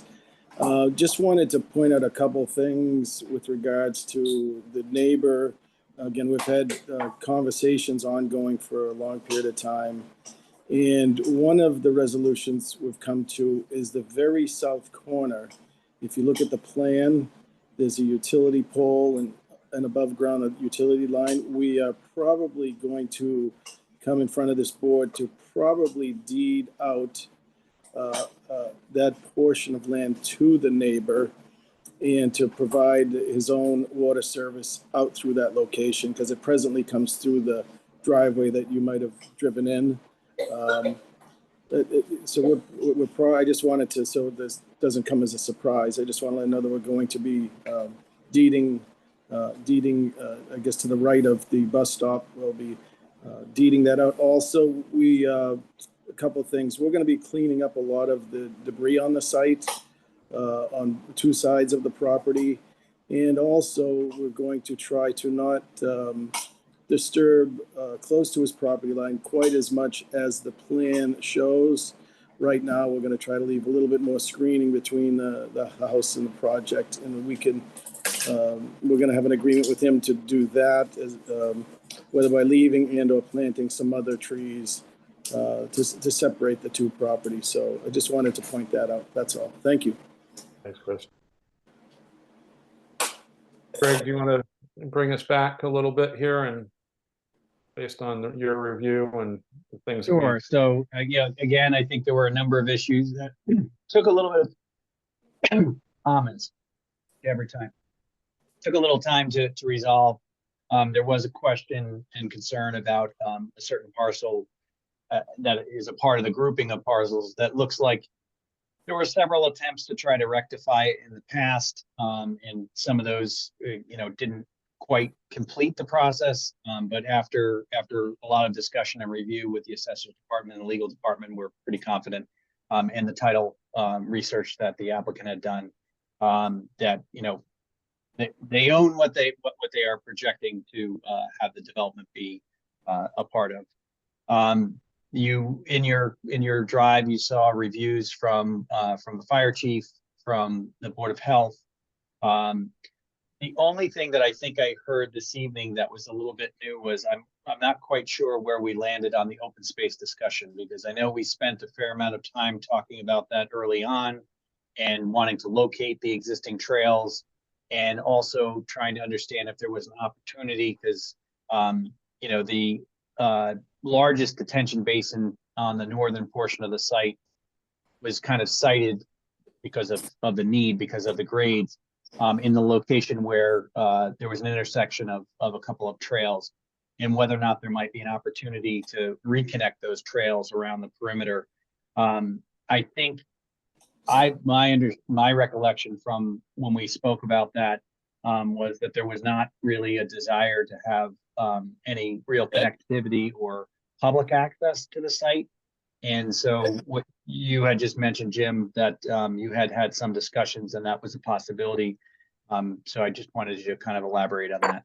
Well, I don't want to jump the gun on that. I think that deserves a conversation with the city, as well as, the Essex Greenbelt, and to determine if that's rational for the site, if even, the Essex Greenbelt folks want to extend those trails, into the site, so we're open for conversations about that. We want to resolve what those interests might be, to the satisfaction of the city, so that everybody understands what's going to be preserved under the auspices of the HOA, as well as what might be, something that is reasonable to connect to the abutting property. So I think we'd like to have that conversation, in a way that invites some, sound sort of formula for coming up with an agreement. But at this time, we don't have that formal agreement. So all we can say is that we will maintain and preserve what we're showing that we will maintain and preserve. That's not to say that we wouldn't be interested in having, a conversation with the city that spells out how that works. And we would certainly be open to talking about that in an informal, agreement. Does that make sense? Jane? Yeah, I think we were always clear that we were hoping that you would connect the trail, that we're losing the connection by the drainage, whatever the thing is there. And also clear that the open space would be permanently, under a permanent conservation easement. So how you get that done is kind of up to you. And I thought we had agreed that we would just condition the approval with, like you have to get it done in a year or 6 months or something like that. Sure. And that it would be permanently preserved. Sure. Is that your understanding as well? Yes, I agree with you. Okay. That's kind of how we're thinking, but we don't want to, put out there Sure. into the public, domain, that we've resolved these issues. We want to get them resolved in the agreement with the city and with whoever might be involved in terms of how that custody and stewardship works out. So yes, I would say that we are exactly sort of at the same place in terms of understanding. Okay, but the key language is permanently preserved. So you're on board with that? Yes. Okay. Okay, great. Thank you, Jane. David, any comments from you, sir? Yes, again, I think that to Jane's point about it being permanently preserved, the only way that can happen is through a conservation easement. So if we're going to, or a conservation restriction, and there's a process for that. So I think that's important. We've talked about the connectivity of the trails. And I would, my approval of this would be on those conditions that would be worked out. I would make a suggestion that if you haven't reached out to Essex County Trail Association about stewardship, you might want to do that. Because we've had some preliminary conversation, but okay. Nothing has been formalized because we didn't want to have that conversation without the city at the table. So yep. We want all parties sort of in partnership with how that works out. So one other question I've got is just remind us of the number of affordable units. Right. We are understanding that we need to comply with the city's formula for affordable units. We're looking at the two options that seem to be before us, and we're willing to work with the city in terms of what it sees as what those might be. We right now, as it stands, we have a choice of going with 4 units at 60% or 3 at 80%. We're not totally at an agreement on that, but we'll discuss that with the city and with our team and to see what looks most viable. That would be flipped.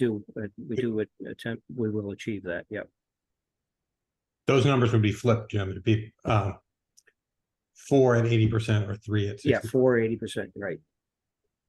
But if you do go 60%, the state has the workforce housing fund that you could access. Right. Any other questions? I have a few lingering tiny details from the previous hearings that I just want to run over quickly. All the units are sprinkled, right? Yes, they will Because have to meet the stretch code. Right, okay. And you are having private trash removal and snowplow, and that's going to be in the HOA? And Yes. I see David nodding, okay. Yes, right. And I had a question. I don't know. We obviously maybe can't ask you to do this, but did you consider permeable paving driveways or solar alternative energies or any of that? I think we're open to those ideas. Certainly, we want to mitigate any stormwater drainage impacts that we can. And so we'll look at that I can't give specific detail on that. David, do you have thoughts about that? Yeah, it was looked at very briefly, because it is it is a sandy, rocky soil in locations that it'd be a great use in those applications, but in some locations where the driveway depths, the cuts are going to be rather substantial, and it's unclear as to whether or not there would still be enough parent material below that to allow for a proper permeable driveway. I mean, I've seen applications where people just put permeable asphalt down and don't consider what's underneath it, in which case it does nothing. It doesn't work, I get it. Right, proper permeable pavement should have a cross section of somewhere around 2 feet thick. And, we're already down X number of feet for some of these driveways, and then to have to go down another few feet for such a small portion of what is the impervious area of the site, it becomes a maintenance issue for the HOA as well. Because Yeah. those driveways are all shared and they require special treatment. So I know. you're gonna have one plow guy go up the road, and then he's gonna treat each driveway differently, and it was considered, though. It definitely was. So Well, I appreciate it. I just had to bring it up again. yeah, no problem. We should change the building code, so you just have to do it. Also, at some point, we should go over your list of waivers, because I think at least 3 of them we still had questions on, and I don't know if this is an appropriate time, Rick, to do that or not. Looking for closure, we got to talk about waivers. Okay, so on the list of waivers, according to my notes, we were good on 1, 2, and 3. And then we were good on 4 because the fire department said okay, because the buildings were going to be sprinkled. Do you want to put them, someone want to put them up, maybe? Yeah, okay, I'll keep going. We had a question on number 5, whether you wanted straight phase granite curbs, or I guess that was the ordinance. But you wanted Bituminous. concrete berms. Yeah, I wasn't going to try to pronounce bituminous. Thank you.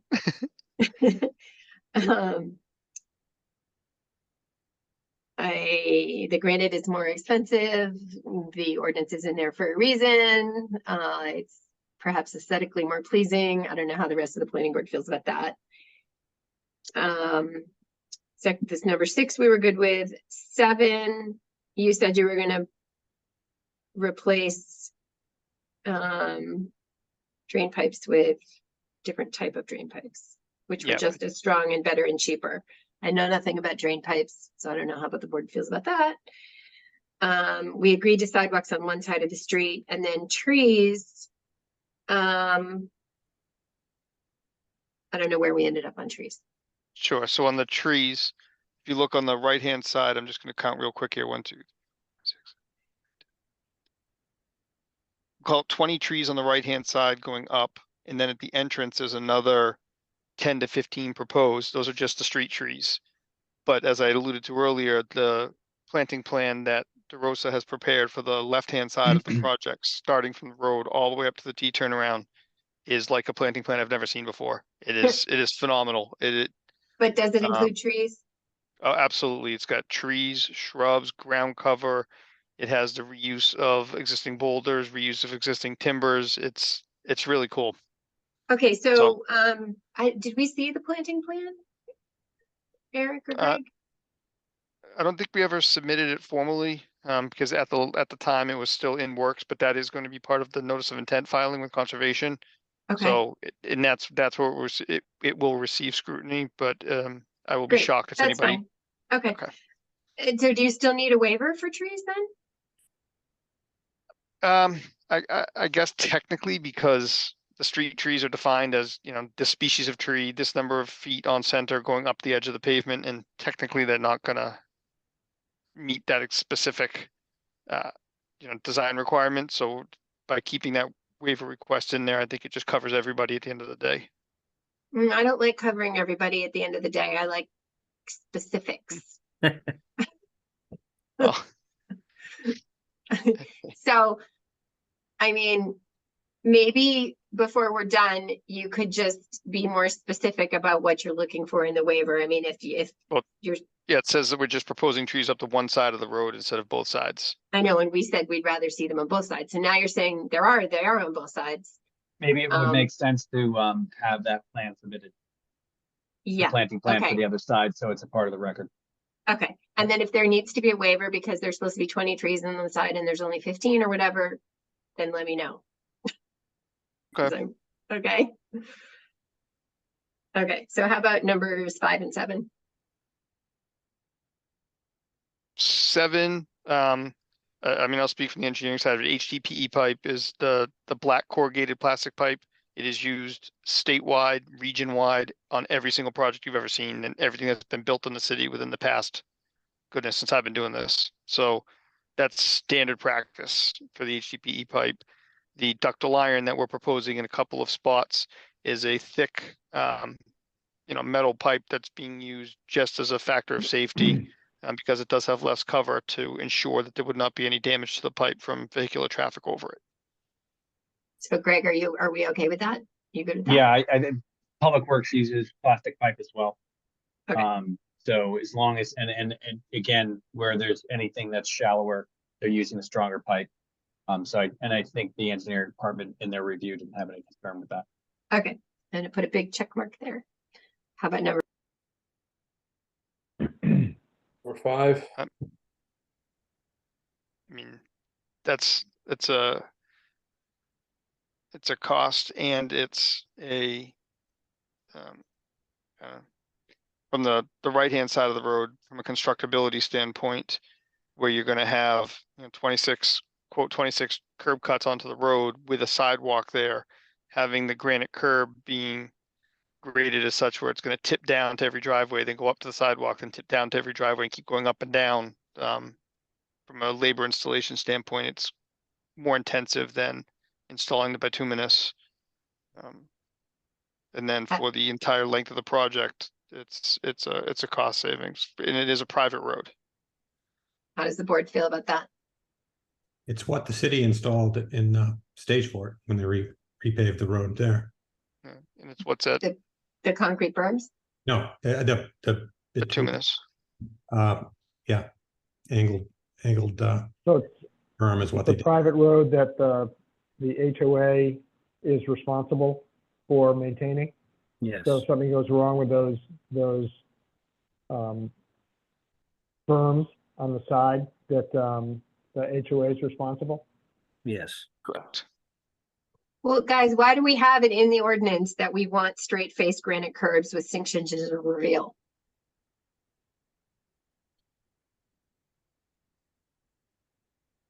Anyone?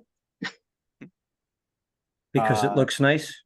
Yeah. Well, and You know, there's no I- question, there's there- no question it's more durable. I mean, you can't say that a plow Correct. doesn't, sometimes take out an entire strip of bituminous berm because of the seam between the roadway and the curbing. It definitely provides, from the perspective of a pedestrian, if you're standing on a street corner with a vertical revealed granite curb, you tend to be less likely to have a car jump that versus a bituminous berm. Again, that would be more appropriate for high traffic, city street, but it is the standard that the board adopted. These regulations were created. So, So from how many- the perspective of thinking about the future homeowner, I think there's a lot more wear and tear on a bituminous berm than there is on a granite. How many feet are we talking about up the road here? The whole road or just like the entrance? It's just for the intersection, right? So you would typically have the curb of that type. And it's definitely always a minimum for around like catch basins and things like that, but it's the standard is typically for a granite curb. I know, but how many feet are we talking about of the road, The entire roadway. the entire road? Yep, so it's 1,700-ish feet long, so it's 3,500 feet of curbing. But this just says it should be installed for the full radius of the street intersections and behind the catch basins. So wouldn't it just be the 20 feet of the street intersection and then at the catch basins? Is there a And the detail sheet on that, David? Yeah, that's why I'm not looking at my phone right Like, now. in other words, isn't that what the ordinance is requiring? Where you could have your concrete berms. I still don't want to pronounce the word. You could have your bituminous concrete berms everywhere else. As long as you had granite at the main part of the intersection and by the catch basins. Is that silly? I'm looking it up right now. Someone else jump in. I am not a road person, just trying to follow the rules.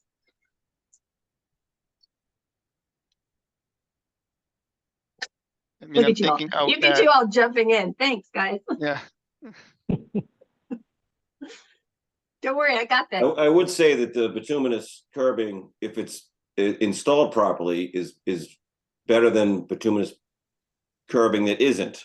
Like Greg was referring to, how often sometimes you see the stuff all over the place after a winter or something. But if it's locked in properly, like they did at Stage Fort, it's durable. You know, it's not like granite, but it is durable. and the detail that we show has the bituminous berm being installed on the binder and then the finished coat going up and over the lip to lock the curbing in. The poor bituminous curbing that you see is the stuff that gets put in on top of the finished coat, in which case it's literally just sitting there and you can just pop it off with a screwdriver. That's what I was referring to. Yeah. Yep. There's also a practical issue in terms of roadside parking. Bituminous curbs tend to push the cars out into the street, as opposed to the bituminous, which enables cars to hug a little more snugly onto the side of the street and allow for pass through a little more successfully. It's not a big deal, but as a practical matter, it curbside parking, if you have neighbors, friends or visitors or what have you, it enables more parking to happen on the street without obstructing the passage of the road. Well, I'm still a proponent of granite curbing at the intersection and in front of the catch basins, but I'm not going to die on that hill.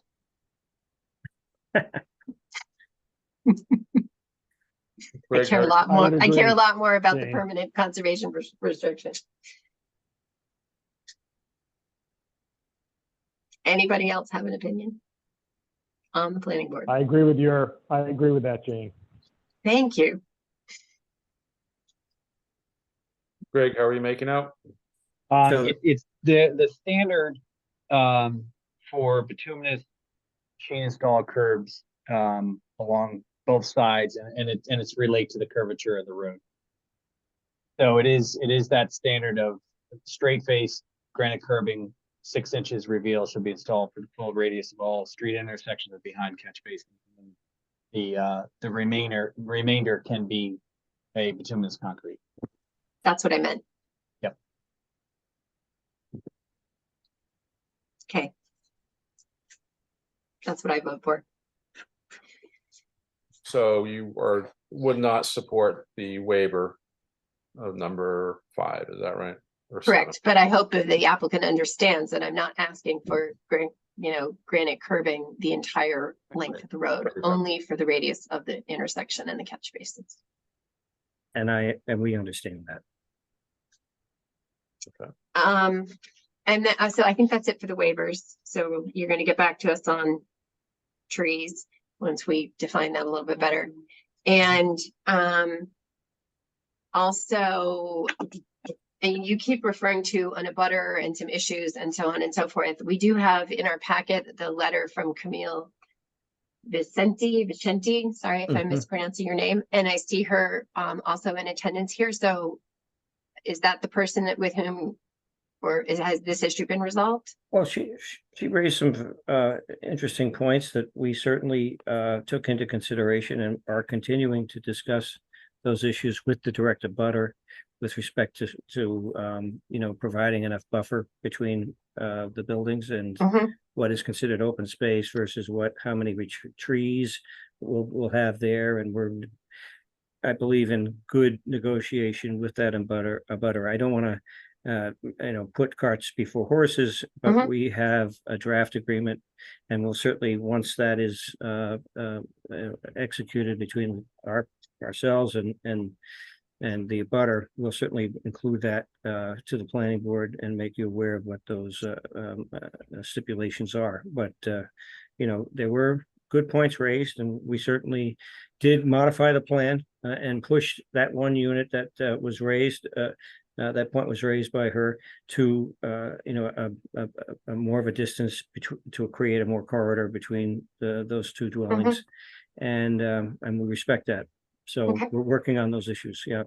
Thank you. So Rick, that's all I have, believe it or not. So I'm going to get on the bandwagon with the curbing issue. So it sounds as though we need a little bit more work on a submitted tree plan to have something formalized. I don't know that we necessarily can condition the successful negotiation with the abutter based on the issues, but it sounds as like we need maybe another 2 weeks to sort of put the final polish on this application before everybody's comfortable with the final vote. I guess the simplest way to put it is that cover people's concerns. I haven't heard much from Mr. Rosen except for the permanent conservation easement. He's on board with the granite curbing. Correct. And the conservation easement. Yeah. If there's no other comments from the boards, we are in a public hearing setting. We do have 3 or at least 2 attendees if they'd like to speak in favor or against the discussion this evening. Please raise your hand and we'll make it available to make your comments. So if you could permission Camille. And just again, state your name. Can you hear me? Yep, just name and address for the record. Great. Camille Vicente, 158 Essex Ave. I just had a couple comments. I just wanted to thank the applicant for revising the plan, moving that first house out and creating a little more open space to the abutters.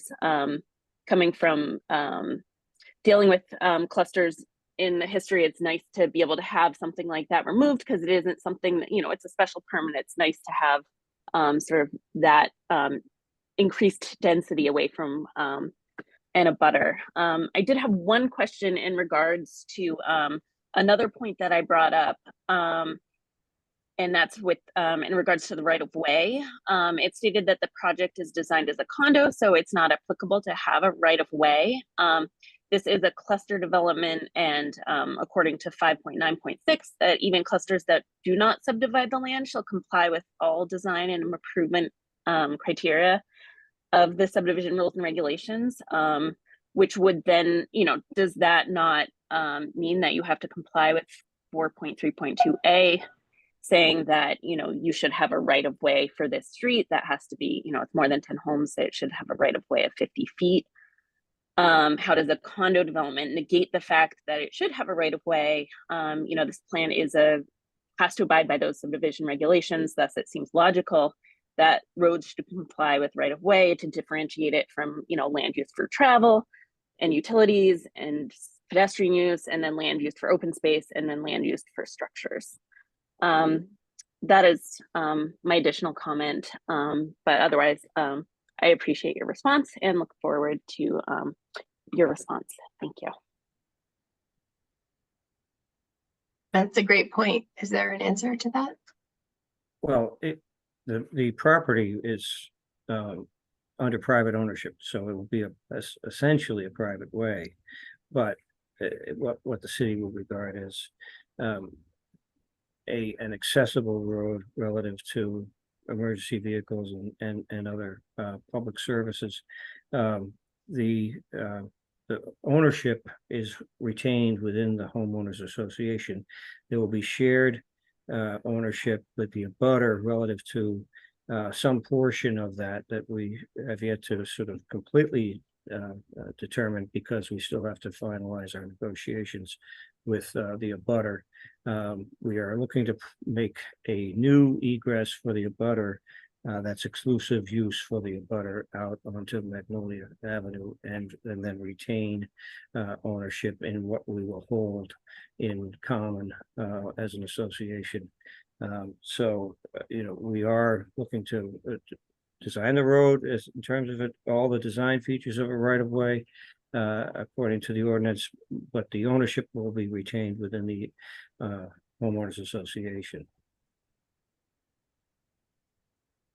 Does that answer your question, Jane? No, what's, sorry, Rick. I'll clarify it. I mean, that's what we're here to do. What's 4.3.2A is, I'm assuming that's, I don't have the ordinance at my fingertips, but that's in the subdivision? Yep. Regs, Greg? So this is in particular, if it were a subdivision, with it being one lot, the only other experience I can reference, or actually there's probably two examples, one that was never constructed, in the village of West Gloucester, they're kind of termed the access road, and they were not, I don't believe they were defined by a specific right-of-way width. As Mr. McKenna has pointed out, you know, the design, the width of the road, the sidewalk, you know, that's all clearly defined in the plan set. There isn't just the imaginary line of a right of way around that. Right. More typically, they'll probably, you know, it gets a little bit. It's not that there's not more survey work to be done. I'm assuming that each unit will probably have, you know, a unit deed as well as an exclusive use area, and they will define that further in spatially with a plan that will be recorded with the conveyance of each of the units, but it's not specific to the imaginary line that would go around the access drive that's coming. So they because they're not lotting the plan, they're not taking dimensions off of a road right away. So it will be referenced in all the condominium documents that you have access, you know, along the paved width as shown on these plans, but it doesn't actually have a right of way associated with it. Got it. And It's not saying that the road needs to be 50 feet wide. I mean, that would be ridiculous anyway. Right. It's the right of way width. Okay. You mean like frontage? Right. Got it. Okay, Camille, I hope that makes sense to you. It sounds right to me. And if it doesn't, then we would need a waiver, but we don't. And I trust Greg. Yeah, you still have permission to make a comment. Thank you. I mean, it sort of does, but it's a matter of cluster 5.9.6 says it has to abide by subdivision rules and regulations 4.3.2. I mean, sorry, all of the design and improvement criteria, which means the right of way should still be essentially 50 feet on that paper way, which means some of those houses might need to be backed up or get a waiver to be closer to the street, because they would be closer to that right of way, because essentially, you know, setback comes from that distance away from a right of way. I think we might be confusing terminology, because I think it's more like frontage than it is the right of way being the width of the street, or the right of way being the street. Right? Am I right, Greg? You're muted. In terms of setback requirement, you know, that's also one of the points of the cluster of being able to have the structure closer to the roadway. The applicant has the option of either lotting the plan, which we have an example of one in West Gloucester, where there was actually a road right away because they chose what they would like to do is ultimately convey lots. So it's the relaxation of standard. Again, the right of way width in that case is also reduced, but it's because they're proposing to have a lotted conveyance versus something that's more you know, kind of a master deed with a condominium association in this case, in which case they're not providing that right of way for the access drive.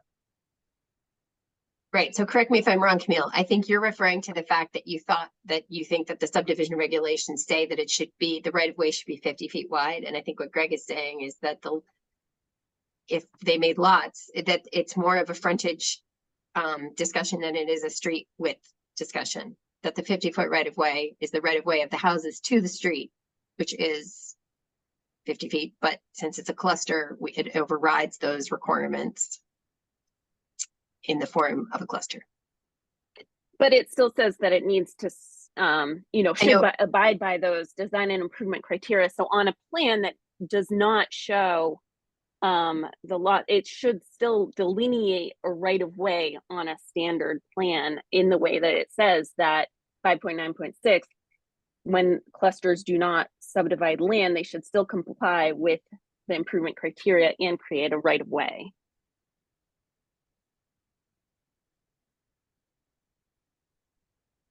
I think it's just a difference between the interpretation of design criteria and improvement, which is what is the standard for the road construction, the road design, the road geometry, and all the improvements that are required for the proposed use of the land, versus that specific criteria for right-of-way width. I mean, it's suppose the cleanest thing to do would be ask for a waiver from that requirement. I think it's clear what, you know, what's been presented in terms of the design.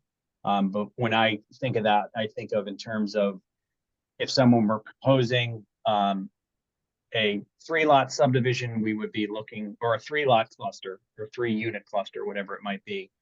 We would look to the parity and the subdivision regulations for the proposed use of the land and what type of roadway and designs are associated with a subdivision of that size. And then as you go up, you would start looking at the design standards for, you know, a court versus a lane versus a minor street versus a collector street, depending upon. So the design criteria and improvement standards are again what's in there, but right away width is just a question of, you know, in a case where it's not being allowed. I appreciate your discussion. I think a waiver seems like it would be applicable at that point, that it doesn't meet the right of way that the subdivision instructs at 5.3.2a. So a waiver would cover that. Okay. So I think that's requested. I think that's a great idea. Why not?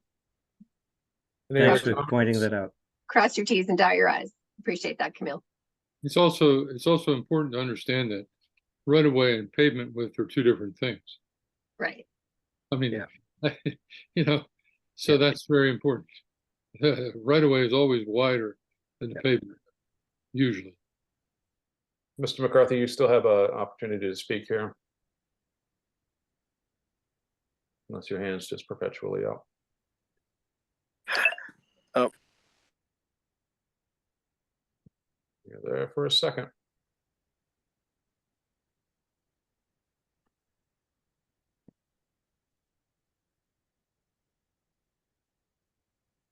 Someone tell Chris he's muted, and maybe that's, Yeah, well, you can see it too. all right.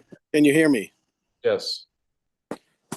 Chris McCarthy. I just, one of the earlier discussions was talking about, I think Jim had mentioned, I've been the one who's had most of the discussions with the trustees of the reservation. Trustees, yeah. Did I mistake that? That's okay. Yeah, That's okay, yeah. And Greenbelt. Yeah. I've met with them, both organizations, and we are going to be putting together a permanent restriction on the property. I know that was brought up, but it's definitely going to be a permanent restriction to them.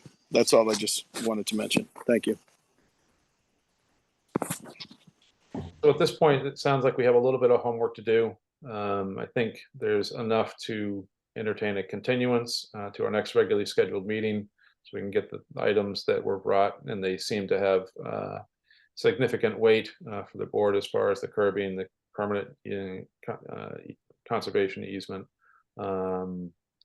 I don't know how other people feel. I mean, we've been at this one for a little while, so I feel a little like we're trying to catch up before we can make a definitive vote. That's my inclination to get everything in a row here. That's fine. I feel like we should have the waivers nailed down before we close the public hearing. I tend to agree with that. Any other comments on that topic? So 2 outstanding items, Jim. I think David may have left the meeting, but we'll have that that submission of the landscape plan for the Yep. left side of the roadway, Right, and then an updated waivers list. okay. Shall I make a motion to continue the hearing? Fantastic. I think- move, yes, Second. someone? I'm wondering, Well- Christopher McCarthy has his hand up again. Oh, no, I Oh. don't. Sorry, no, I don't. Okay. Oh, okay, sorry. We've talked enough, believe No, me. I'm sorry. I need move more. that we continue the definitive cluster development plan hearing for 171 and 281 R Magnolia Ave and 607 Western Ave, Assessors Map 206, Lot 9, Map 198, Lot 20, and Map 199, Lots 11 and 13, to our next regularly scheduled meeting of September 21. I'll second it. Thank you, Hank. We have a motion and a second. Member Noonan, Yes. member McCarl, Yes, member Cook, Yes, member Henry, Yes. member Remsen, Yes. and member Rosen. Yes. David. So Dave, Jim, you're gonna have to pay for overtime. We're just after our deadline, so that's double time. Okay. Well, thank you very much, everyone. I appreciate no, your please. focus on this, and we'll get those items to you and see you see you at the next meeting. Yep. Yeah. Thank you. Thank Appreciate it. you. Appreciate the hard work. Thank you. Thanks, Emil. Yep. Jane, how'd the minutes look? I didn't read them. Okay. Do you want to do it next time anyway? How And did then I'll you read, feel about and then this? I'll read them. Yeah. Unless someone else did. I got stuck on this last case, so I didn't have a chance to review them either. Any How other? about we do the next time, Okay. Sorry, since Kath. it's 7:15? Yeah. And also we need to talk a little bit about Saturday, do we not? Or do we just show up? So if those that are going to be in attendance could show up around 9:30, does that time work for folks? Mhm. And No, we'll- I can't be there till 10:30. I think you said switch. No, yes, I will be there at 9:30. Jane. So we'll again kind of go over format. I'll probably send you an email later later today. Why not? Me still here. Or tomorrow morning with just kind of how things will be laid out. And for those that indicate they would participate, you'll know what your station is. And so that's what we'll review when we get there at 9:30. and we do And- get, we do get overtime pay for this, right? It's Absolutely, the Saturday. same pay that you get for participating in this meeting. Greg, has this been advertised on social media? Like, how do you know if anyone's coming? It's been in the paper. I've received independent email blasts from other stakeholder groups that are interested in attending. The weather does not look fantastic, so that's always a good possible sign that people will come in. So hopefully we get good response, but I think there's also the hope that it will also be disseminated for counselors as well to encourage folks to attend. But it's been through social media, it's been on the city's Facebook page, Instagram page. It's been in the paper. It was actually, I think, just in the paper today, announcing it again. So hopefully we get a good response. Unfortunately, it looks like I saw it today. I think it's the Meeting House on the Green organized a meet the Yes. candidates morning, Mhm. 9 to 12 Saturday. Carolyn and Bob Stewart, and I took her aside and said, that's not okay. And she said, people can go to both. It is an open house, Mhm, so we can hope. mhm. Um, And how long do you expect it to go? till noon. I do have a commitment through 11 tomorrow morning, but I'm hoping to be able to get out early Saturday, you mean? tomorrow. Yes. Tomorrow's Friday. Tomorrow's Friday. Good Lord. Saturday. You just got a whole nother day in your life. Imagine that. And it didn't cost There's me. a small article on A3 of today's paper, City 6 input for master plan. Oh, good. Okay. Um, Thank you. Motion to adjourn, please. So moved. Second, Jane? Second, Okay, Member Noonan, Yes. Carl, Yes. Cook, Yes. Henry, Yes. Remsen, yes. and Rosen. Yes. Okay, well, we'll see most of you Saturday. Saturday. Thank You you. all. Have a good night. Thank you Bye, all. everybody. Bye.